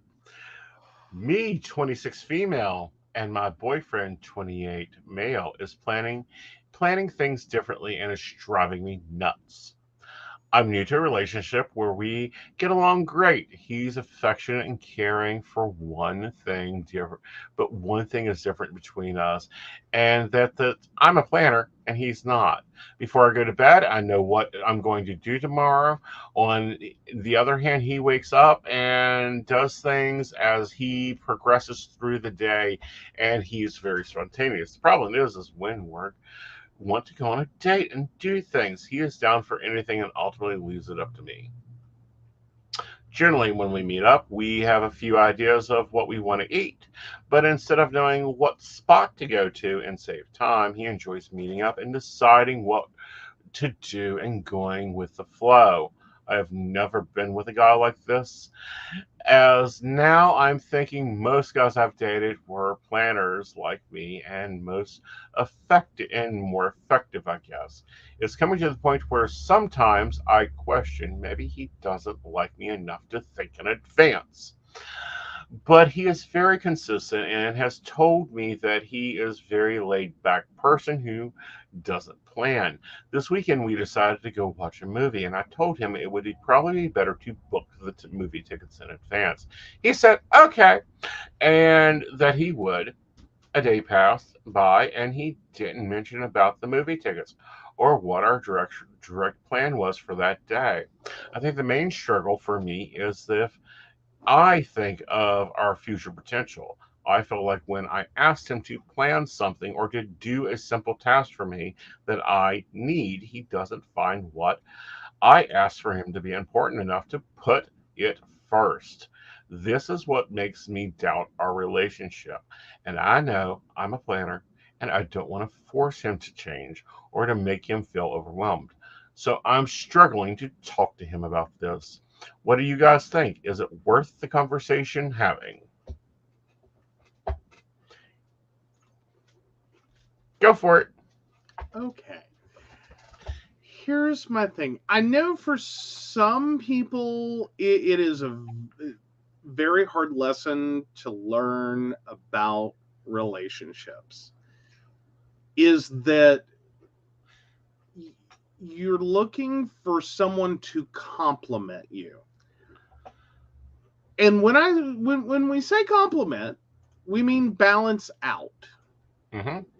Like, I'm sorry, this sounds like a very neurotic planner Mm-hmm. who will like have an agenda for like a lazy Saturday morning at home. Mm-hmm. Like, there's no such thing as a lazy Saturday morning at home. That's what Mm-hmm. I'm Right. hearing. I think you're trying to control this probably like you do every other aspect in your life. Mm-hmm. Down to the minute, for the most efficiency, with the greatest financial savings. Like, these are things you're really good at, and this is where you're at. The problem is you're probably bored a lot. You always know what you're doing. You always know where you're going. You always know what's next. You're always making the best choices. You're always doing what you ought to be doing. Here's where the benefit of this relationship may come in, is learning to let go and just figure it out. You're an adult human. You're a capable, more than capable adult human being. What's the worst thing that happens if he doesn't get the movie tickets? You didn't get to see the movie. The OP finished that out. There were a limited amount of tickets. She had planned for this big thing. He couldn't complete the single task of calling the movie place. And that happens. Mm-hmm. It's not the end of the world. You had a different date. Mm-hmm. You had a different date. Right. It's okay. You'll see the movie another time. Right. It's okay. These are not big things. Because here's the thing. Spontaneous people that often come off as being irresponsible are usually the ones that will drop everything when there's a real emergency. Right. Like when you're sitting there going, I just don't have time this week between this, and this, and that. I can't help it. This is the person that says, screw it. This is more important. I'm going to do this. Right. Like maybe it benefits me in life. Maybe it doesn't. Maybe I prioritize people over like money and jobs and these other things. Whatever it is, they're the ones that will be like, screw this. I'm going to help you. Right. Like I'm all in. Right. Again, it's a balancing. Right. I think you just have to accept that, yeah, if you want a planned out date night that has you doing exactly what you want to do, when you want to do it, you have to do that. Right. If you want to have a really, like, if you want, when you're having a really sucky day at work and everything just went to shit and feels like your life imploded, you want someone that'll be like, okay, I'm going to take you out. We will figure it out. We're going to go do crazy things, get your mind off of it. Like, that's going to be his superpower. That's his superpower. Is like, hey, I'll fix it. Right. Well, I understand and have lived both sides of this. My viewpoint is fine. If he can't plan out to handle the important stuff, then you do.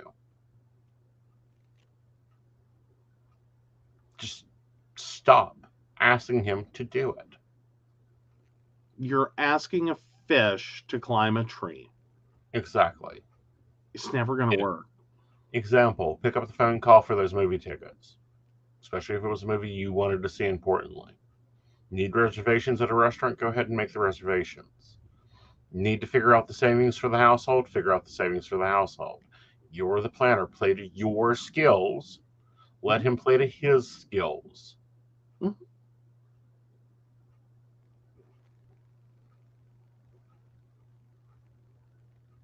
And be grateful that, like, you're not being told to be more spontaneous.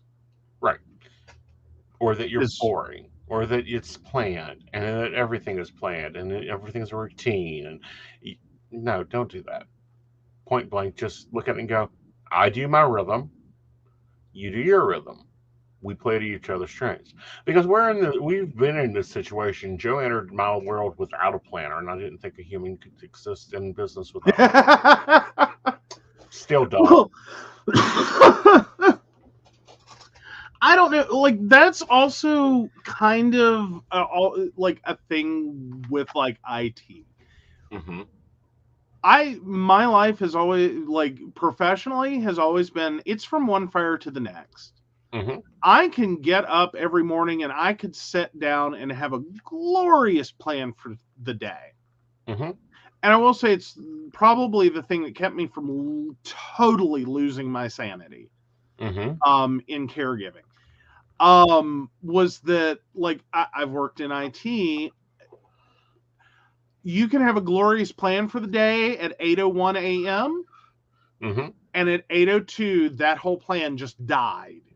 Mm-hmm. Because the server went down, because you have a problem, because you are facing an angry client, because like you don't know what's going to happen in the next 5 minutes some days. Right.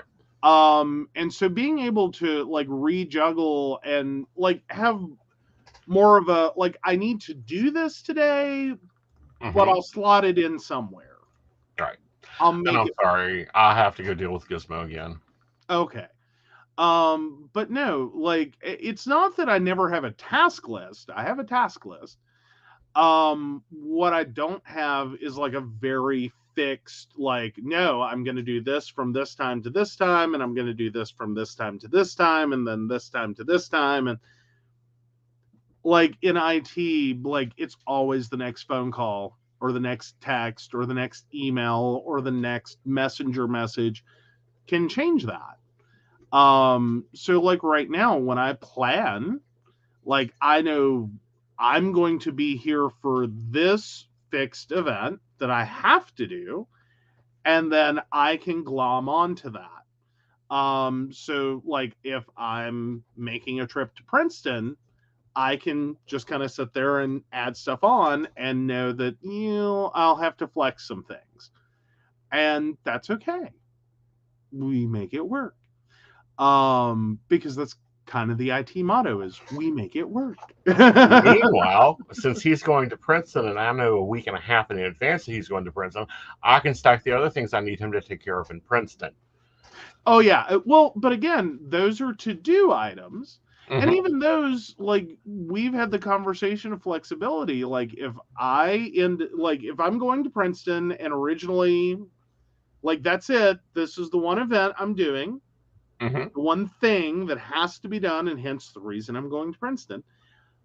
And we start, like, a to-do list.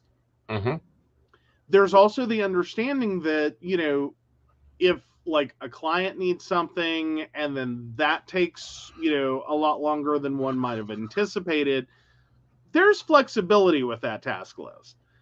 Like it would be nice if like you go to Virginia while you're that close to the state line and save us some money on cigarettes. But as long as you come home with cigarettes, you know, it's not like I'm totally irresponsible and don't do things. It's that, like, sometimes it's like, okay, we hit the marks, all right? And a lot of that comes out of IT, is that some days just we hit the marks. It wasn't exactly what everyone wanted, but it's what everyone needed. Right. When are we coming back that way so that our faces can be seen in person? I'm looking to see who said that. I don't know. Oh, when are we coming back to Charleston? Together, that will probably be in July, or mid-August. You will probably see us together in Charleston. I think Joe goes back down there, however, in June. June? Yeah. Okay. Yeah, but you know, here's an example of things that are occurring in my brains. Is I have, you know, we're going into summer, so I'm going to start taking Wednesday evenings off to go swimming with Joe. I am not planning my swim time. Every third Saturday is going to become a fuck it off Saturday. Yes, it'll be written on the whole page, fuck it off, so that Joe can go and be spontaneous and entertain me. St. Albanish, that'll probably be June, July. There's some things we want to go down there and do. There's some shopping that I need to do in Charleston. There's an Asian market I need to go to. There is Michael's that I need to go to. We have some stops to do at some other little shops down there. So I've already got a list of things in my head, and they're in a planner, one of the planners somewhere, of things that I need to take care of when I go to an area. But it will be a social visit, i.e. the cards are staying home, the cell phone is going with us, the planner is going with us, but that's it. You know, I need to go down and get new oils, so I'll be going to Barefoot Gypsies. I want to check out Evolution. There's a couple restaurants down there I want to eat at. So it's that type of thing. Mm-hmm. But no, that is a difference that we have. Mm-hmm. Not quite to the, I think, the version she's talking about in this post. Right. Like ours is like you get very committed to like a plan. Right. Like you will like, and you will try to will it into being like it will do what I like. The Yes, universe will do what I tell it to. I am God. And I'm more like, okay, like what's our alternatives here? Okay, Yeah. because you're gonna like have a stroke. All right, dude, just Yeah. get down. But there are things that we have negotiated out that you don't deal with. If I want to see a movie and we're planning a date that requires a reservation, that's my department. I don't count on him to make the call. I don't count on him to deal with it. It's like the car. I don't count on Joe to call the mechanic. I don't count on Joe to help me. He'll talk about diagnosing it, but I don't count on him to go out and do it. Why? Because I can put it in my planner. I'll remember it tomorrow. If it's more than 3 things, Joe doesn't remember it. Well, not always true, but I mean, like, there's some things like like no grocery list of more than 3 items, and I'm walking out the door, and you're telling me item number 4. It's like, send me a text message. No, Yep. I'm going to tell you right now, you're going to get a Right. random assortment of however many things you say. Right. Well, it's like last night I said I need fruit. That doesn't work for Joe. Joe doesn't know what fruit I want. He will bring me raspberry, strawberry, frozen gosha fruit. Who knows? I learned very early in this relationship, Joe's brain handles 3 things. So I said, bring me grapes, bring me strawberries, and bring me bananas. Do not spend over this amount of money in the store. Oh, I've been called out. Joe's brain is like, that's not work related. Nope. Honey, he doesn't remember work-related stuff. He didn't realize he had 40 domains. And he actually has It's not that I 42. didn't remember I had them. I just hadn't counted them. Whereas I have project sheets in my project notebook of every domain and contract renewal and due date. And it's because we play to our strengths. Yeah.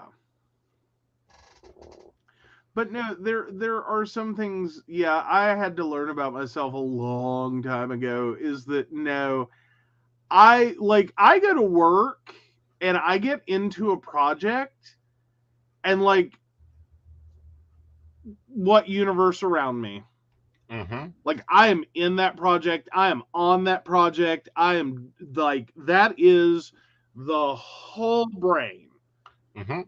Like I forget anything that is not related Right. to the project.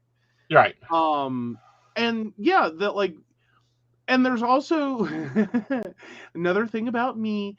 I call it the bubble world. Okay, guys, this is, and I've tried to explain this concept, and either you get it or you think I'm crazy. It's one of the two. No one's ever in the in between.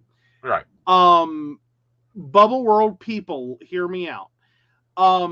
Like I sit down to work on a project, and it's literally like I am surrounded in a bubble.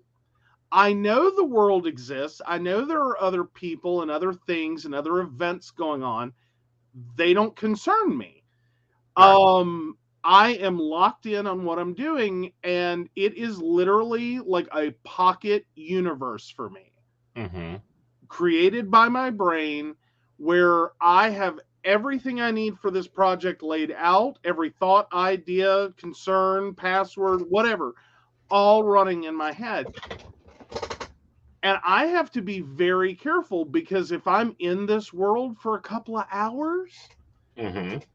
the deeper I go, or the longer I'm in, the deeper I go. Mm-hmm. The less the rest of the world is a real thing anymore. Mm-hmm. And it becomes very startling for me to Mm-hmm. get yanked back into the real world. Um, and I have to be very careful. It's also very Mm-hmm. easy to interact with me, but not Mm-hmm. actually interact with me. Right. As in, I'm like dealing with a project and whatever, and I heard a voice and Right. a question, Right. and I formulated a response somehow, Right. and I don't remember the conversation. Right. I didn't acknowledge the conversation in my brain as having Mm-hmm. occurred. I got Right. nothing. Right. But I have everything laid out. I can go back and he hates this about me because we will get into an argument and I will go, here you go. Yeah, I do have a problem with that. Yeah. Yeah. Like I mean, I yeah, did not. Yes, you did. yeah. I mean, yeah. Yeah. All right. So moving on to, are you the asshole? Alrighty, so this one should be a little interesting. Am I the asshole for telling my stepchildren that their paternity isn't my fault? I have 4 children, 2 biological, 2 stepchildren from my husband's first marriage. I consider all of them to be my kids, but for clarity, I have to differentiate. When my stepchildren were 12 and 13, it came out that they were not biologically my husband's. It was very dramatic and rocked the entire family. There was a minute where they were suspicious of me as well, but since I had insisted on testing my biological children at birth due to issues from my own childhood, this was over before it began. My husband and I continued raising all 4 children until he passed away 2 years ago. His father just died 6 months ago. The kids are 17, 16, 10, and 9. In his will, his father decided to only leave money to his biological grandchildren. This money is to be held in trust, so even I can't access it. It's not millions, but it's easily enough to pay for each grandkid to go to college and put a down payment on a house. My stepkids viewed him as their grandfather, so they are furious about this. But on a practical level, they need money for college and now they don't have it. They've been blaming me and hounding me to fix this. I can't and won't. The will is airtight. The money is in trust that I don't have legal access to. Just to try to do anything would involve, technically, suing minor children just to harass my sister in law and the legal firm into trying to invalidate a valid will, which would be cruel and pointless. I agree that it's unfair, yes, but it's also not my fault. Their mother is the reason why they're not in the will, not me. I'm not going to pretend to know why she did it, and I don't have any personal feelings about her. She's always been a devoted mother to her kids, which is the only thing I cared about. The rest of her private life is her own business, and this is ultimately her responsibility.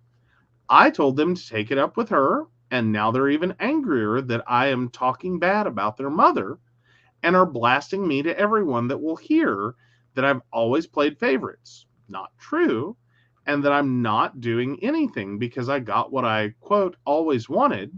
Doubly not true. I don't want to lose them or cause more pain over something that I had no part in. Am I the asshole?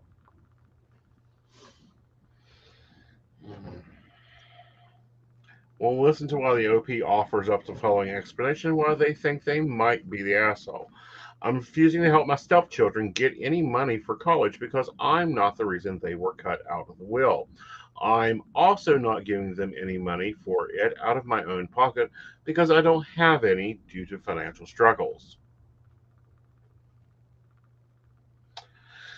This is a catch 2022, and you are not the asshole. Unfortunately, the real biological mother is.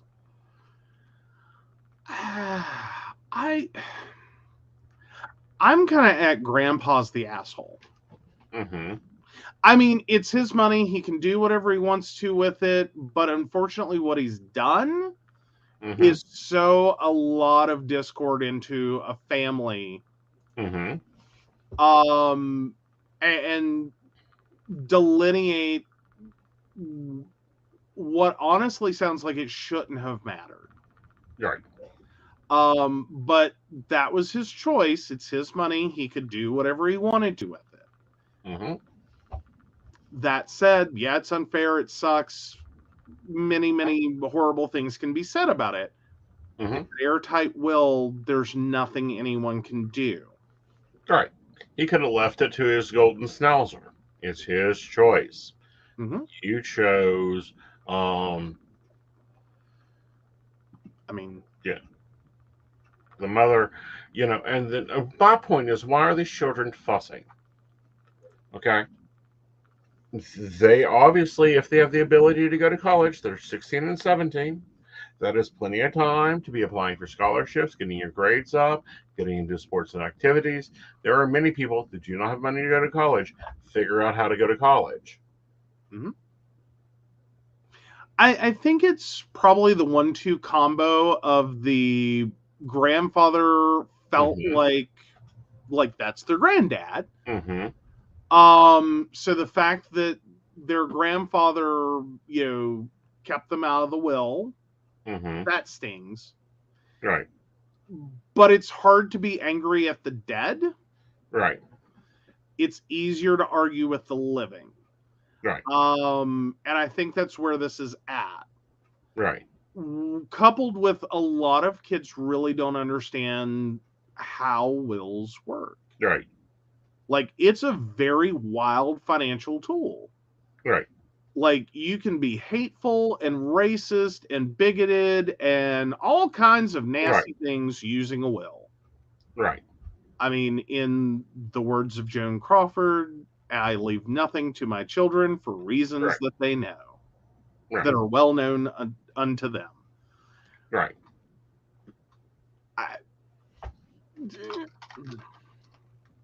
At best, yeah, it's, the mom's place to argue, as in the bio mom. But even at that, right, you know what I mean? Like, I think it's in the same boat. right. Like, it just sucks. Like, I'm sorry, your grandfather was an asshole. Well, not your grandfather. Okay, did I misread? Yeah, that is not their grandfather. Well, yeah. That was their stepdad's grandfather. The stepdad's father. Right. Well, but ultimately, like, the way it's phrased is effectively to the kids, they viewed him as a grandfather. Right. And it's like, well, that's not quite how he felt about the situation. Exactly. And that hurts. Right.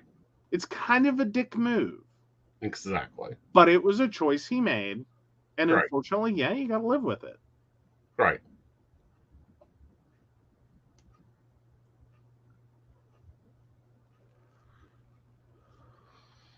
It kind of reminds me of the statement of unto their own devices. Yeah. Right. Yeah. Like, right. It hurts. I mean, but the reality is there's really nothing anyone's going to really be able to do on this one. Exactly. Although, scholarships, supporting them through that way, making them home cooked meals, they shouldn't be taking it out on now widowed step mom. Yeah. Yeah. Yeah. I mean, it's still like, but then to turn around and like, you're getting, like, I hate it for OP because they're getting it on both sides. Mm-hmm. Like, they don't have any control over this. No. And when they try to explain it, which unfortunately is what they did, that's all they did was just explain it. Right. then they get doubly, Right. compounded on the fact that, well, Mm-hmm. you're just saying, that like our mom doesn't care about us. Right. And it's like, no. What I'm saying is I don't have a leg to stand on here. Right. There's, what do you want me to do? Right. Okay, so more info. The 9 and 10-year-old are his bios. Um, so the trusts of each of them when they come of age, they can split it with the 16 and 7-year-old. Obviously, you can't or shouldn't force them to, but if they chose to do so, there's nothing wrong with that. Not really. Access is limited until they're 25. They need approval. Oh, fuck. I know this trust setup. They need approval from the managers of the trust until then, who won't allow that. My stepchildren would be in their mid-30s before they would get anything, and my bios would, I'm sure, want to go to college themselves at that time. Yeah. Yeah. I mean, it.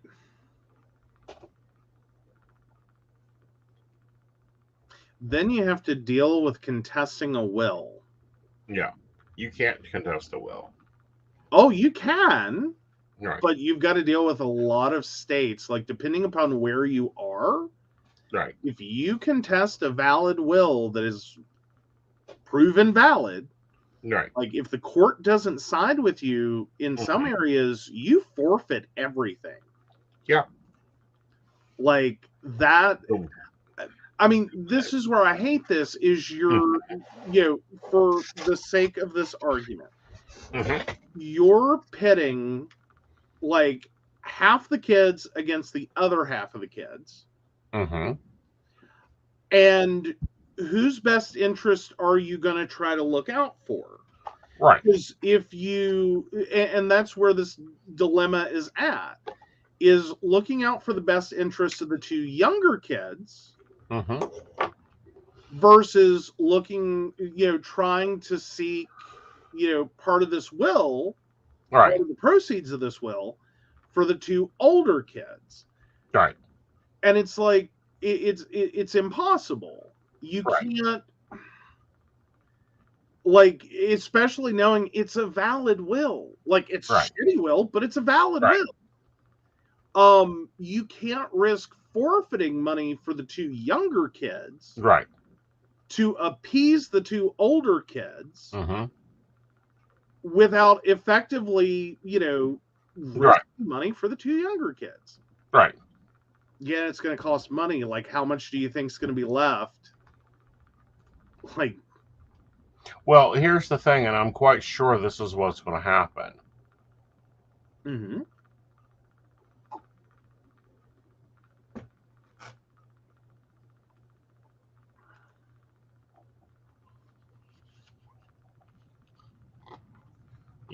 If they tamper with the will or this trust is tampered in any way, it will be forfeited. Now, the managers can decide to disclose and to use that as they so fit. But I still see this being a situation that, unfortunately, like it's one of those immature thoughts that you can just go do this. Right. The literal legal reality is that's not how that works. No, because legal reality is if I die this moment, my nieces and nephews can't contest my will. Their husbands can't contest my will because they have no interest in my will. Okay, so the minor children's mother would have to have the one that contests the will because there's an interest in the will. But if this is set into trust, and what it sounds to me looking at this is called a living trust, meaning that money is sitting there until they're 25 or 30. And can only be spent by approval of managers, which means a panel of people the grandfather pre-chose to manage it. As he saw fit. fit. Like, and that's like the thing is a lot of these are set up, and your trustees, the appointment is that you carry out the deceased last wishes. Right. As expressed. And those last wishes are to pay for the kid's college that is named in the trust and for a sizable down payment on a home. That's the only thing that money can go for. I mean, granted, the trustees can make allowances. Like they're not 100% bound, right? But it's to follow the spirit of.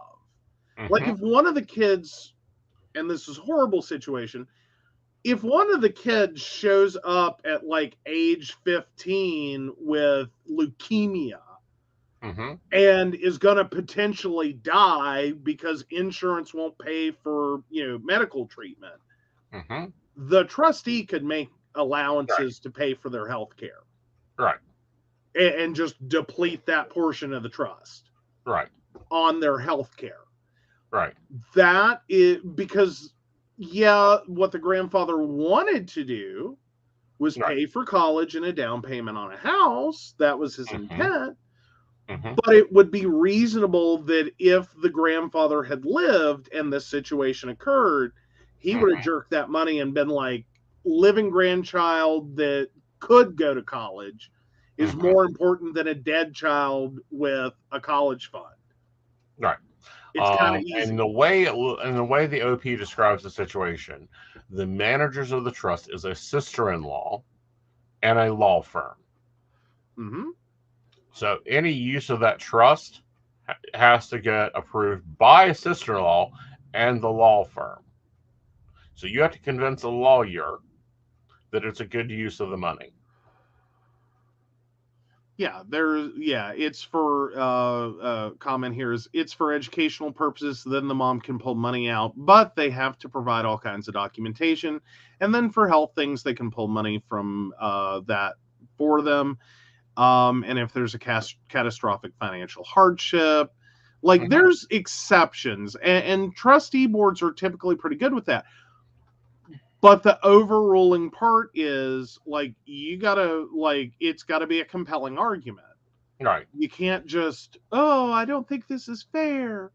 Right. Like that's not a compelling argument. Right. Like that's not how that works. And it sucks, by the way, because what the sister-in-law and this law firm are a fiduciary. Right. Can I just tell you, being a fiduciary sucks. Right. No one wants this job. It is a horrible job. You piss people off all the time.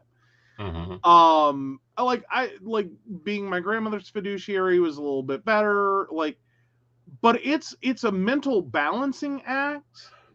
To try to, like, you have to divorce yourself from situations and how you are compelled to feel and go, but okay, what would this person have done?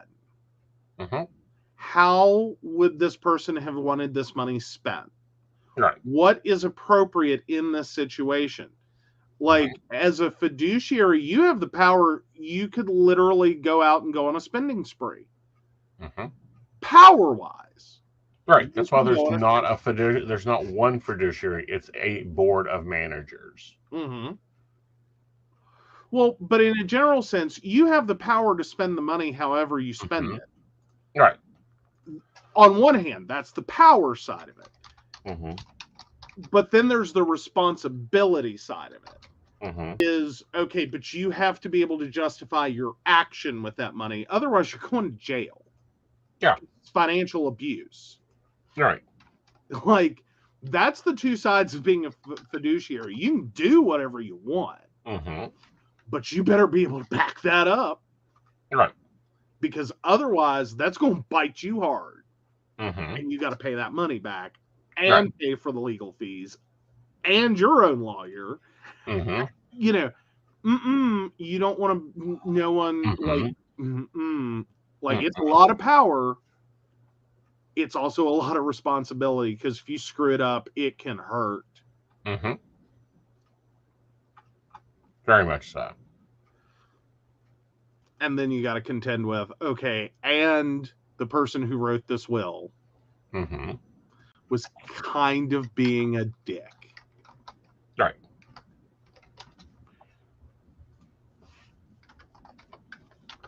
Right. Like, yeah, it sucks.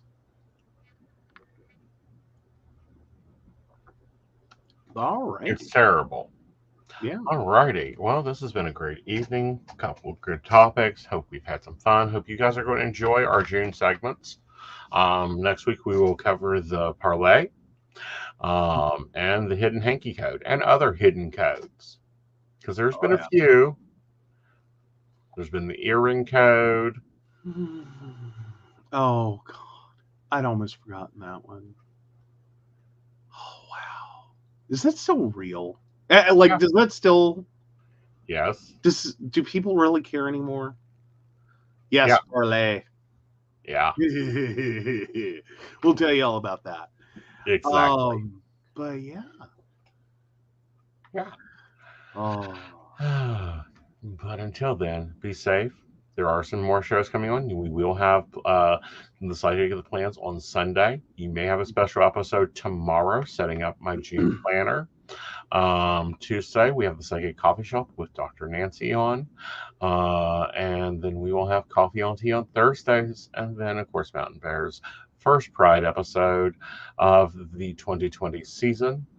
Following that, other things that are going... 2022 season, sorry. Other things going on is I will be at Massage and Tarot on June 4th, giving readings. This will be my first public event in a while. That will be in Beckley, West Virginia. That's the Beckley, West Virginia Pride Picnic. I will, this weekend is Psychic Saturday. So if you want to book a reading, go ahead and click that and get that special out there. $20 for 15 minutes, either phone or Zoom readings. And you did miss the coffee chat. Ashley, you weren't at coffee chat, honey. Or does she mean this part?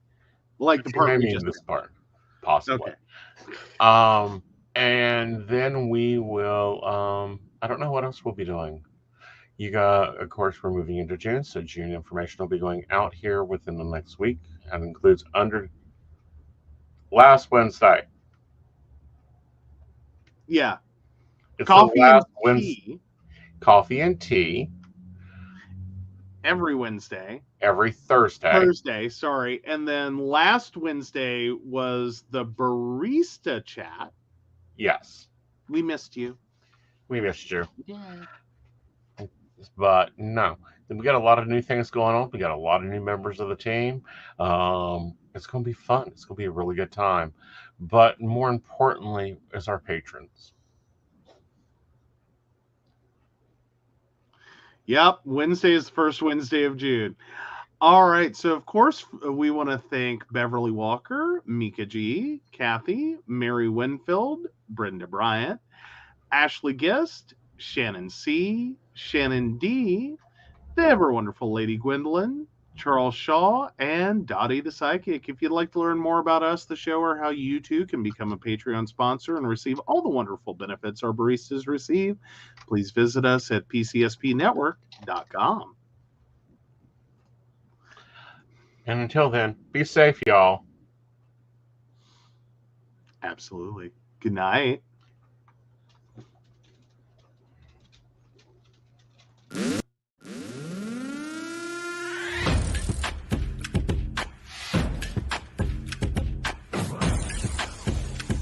Let's work. Yo, it's go time, showtime, never backing down time. One shot, yo, make it count, yo. Crunch time, shine time, make this moment my time. Get a grip, yo, ready, set, go. We bring the thunder. Bring the thunder. Let's work. Bring the thunder. Let's go. Bring the thunder. Let's work. Bring the thunder. Let's go. Yeah, it's my time, yo time, step into the spotlight. Get lit, yo, let yourself go. Our time, high time, gotta go big time. This is it, yo, never take no fight time, grind time, take it to the street time. Turn the roof off, get loco, game time, win time, we gon' bring it home time. No regrets now,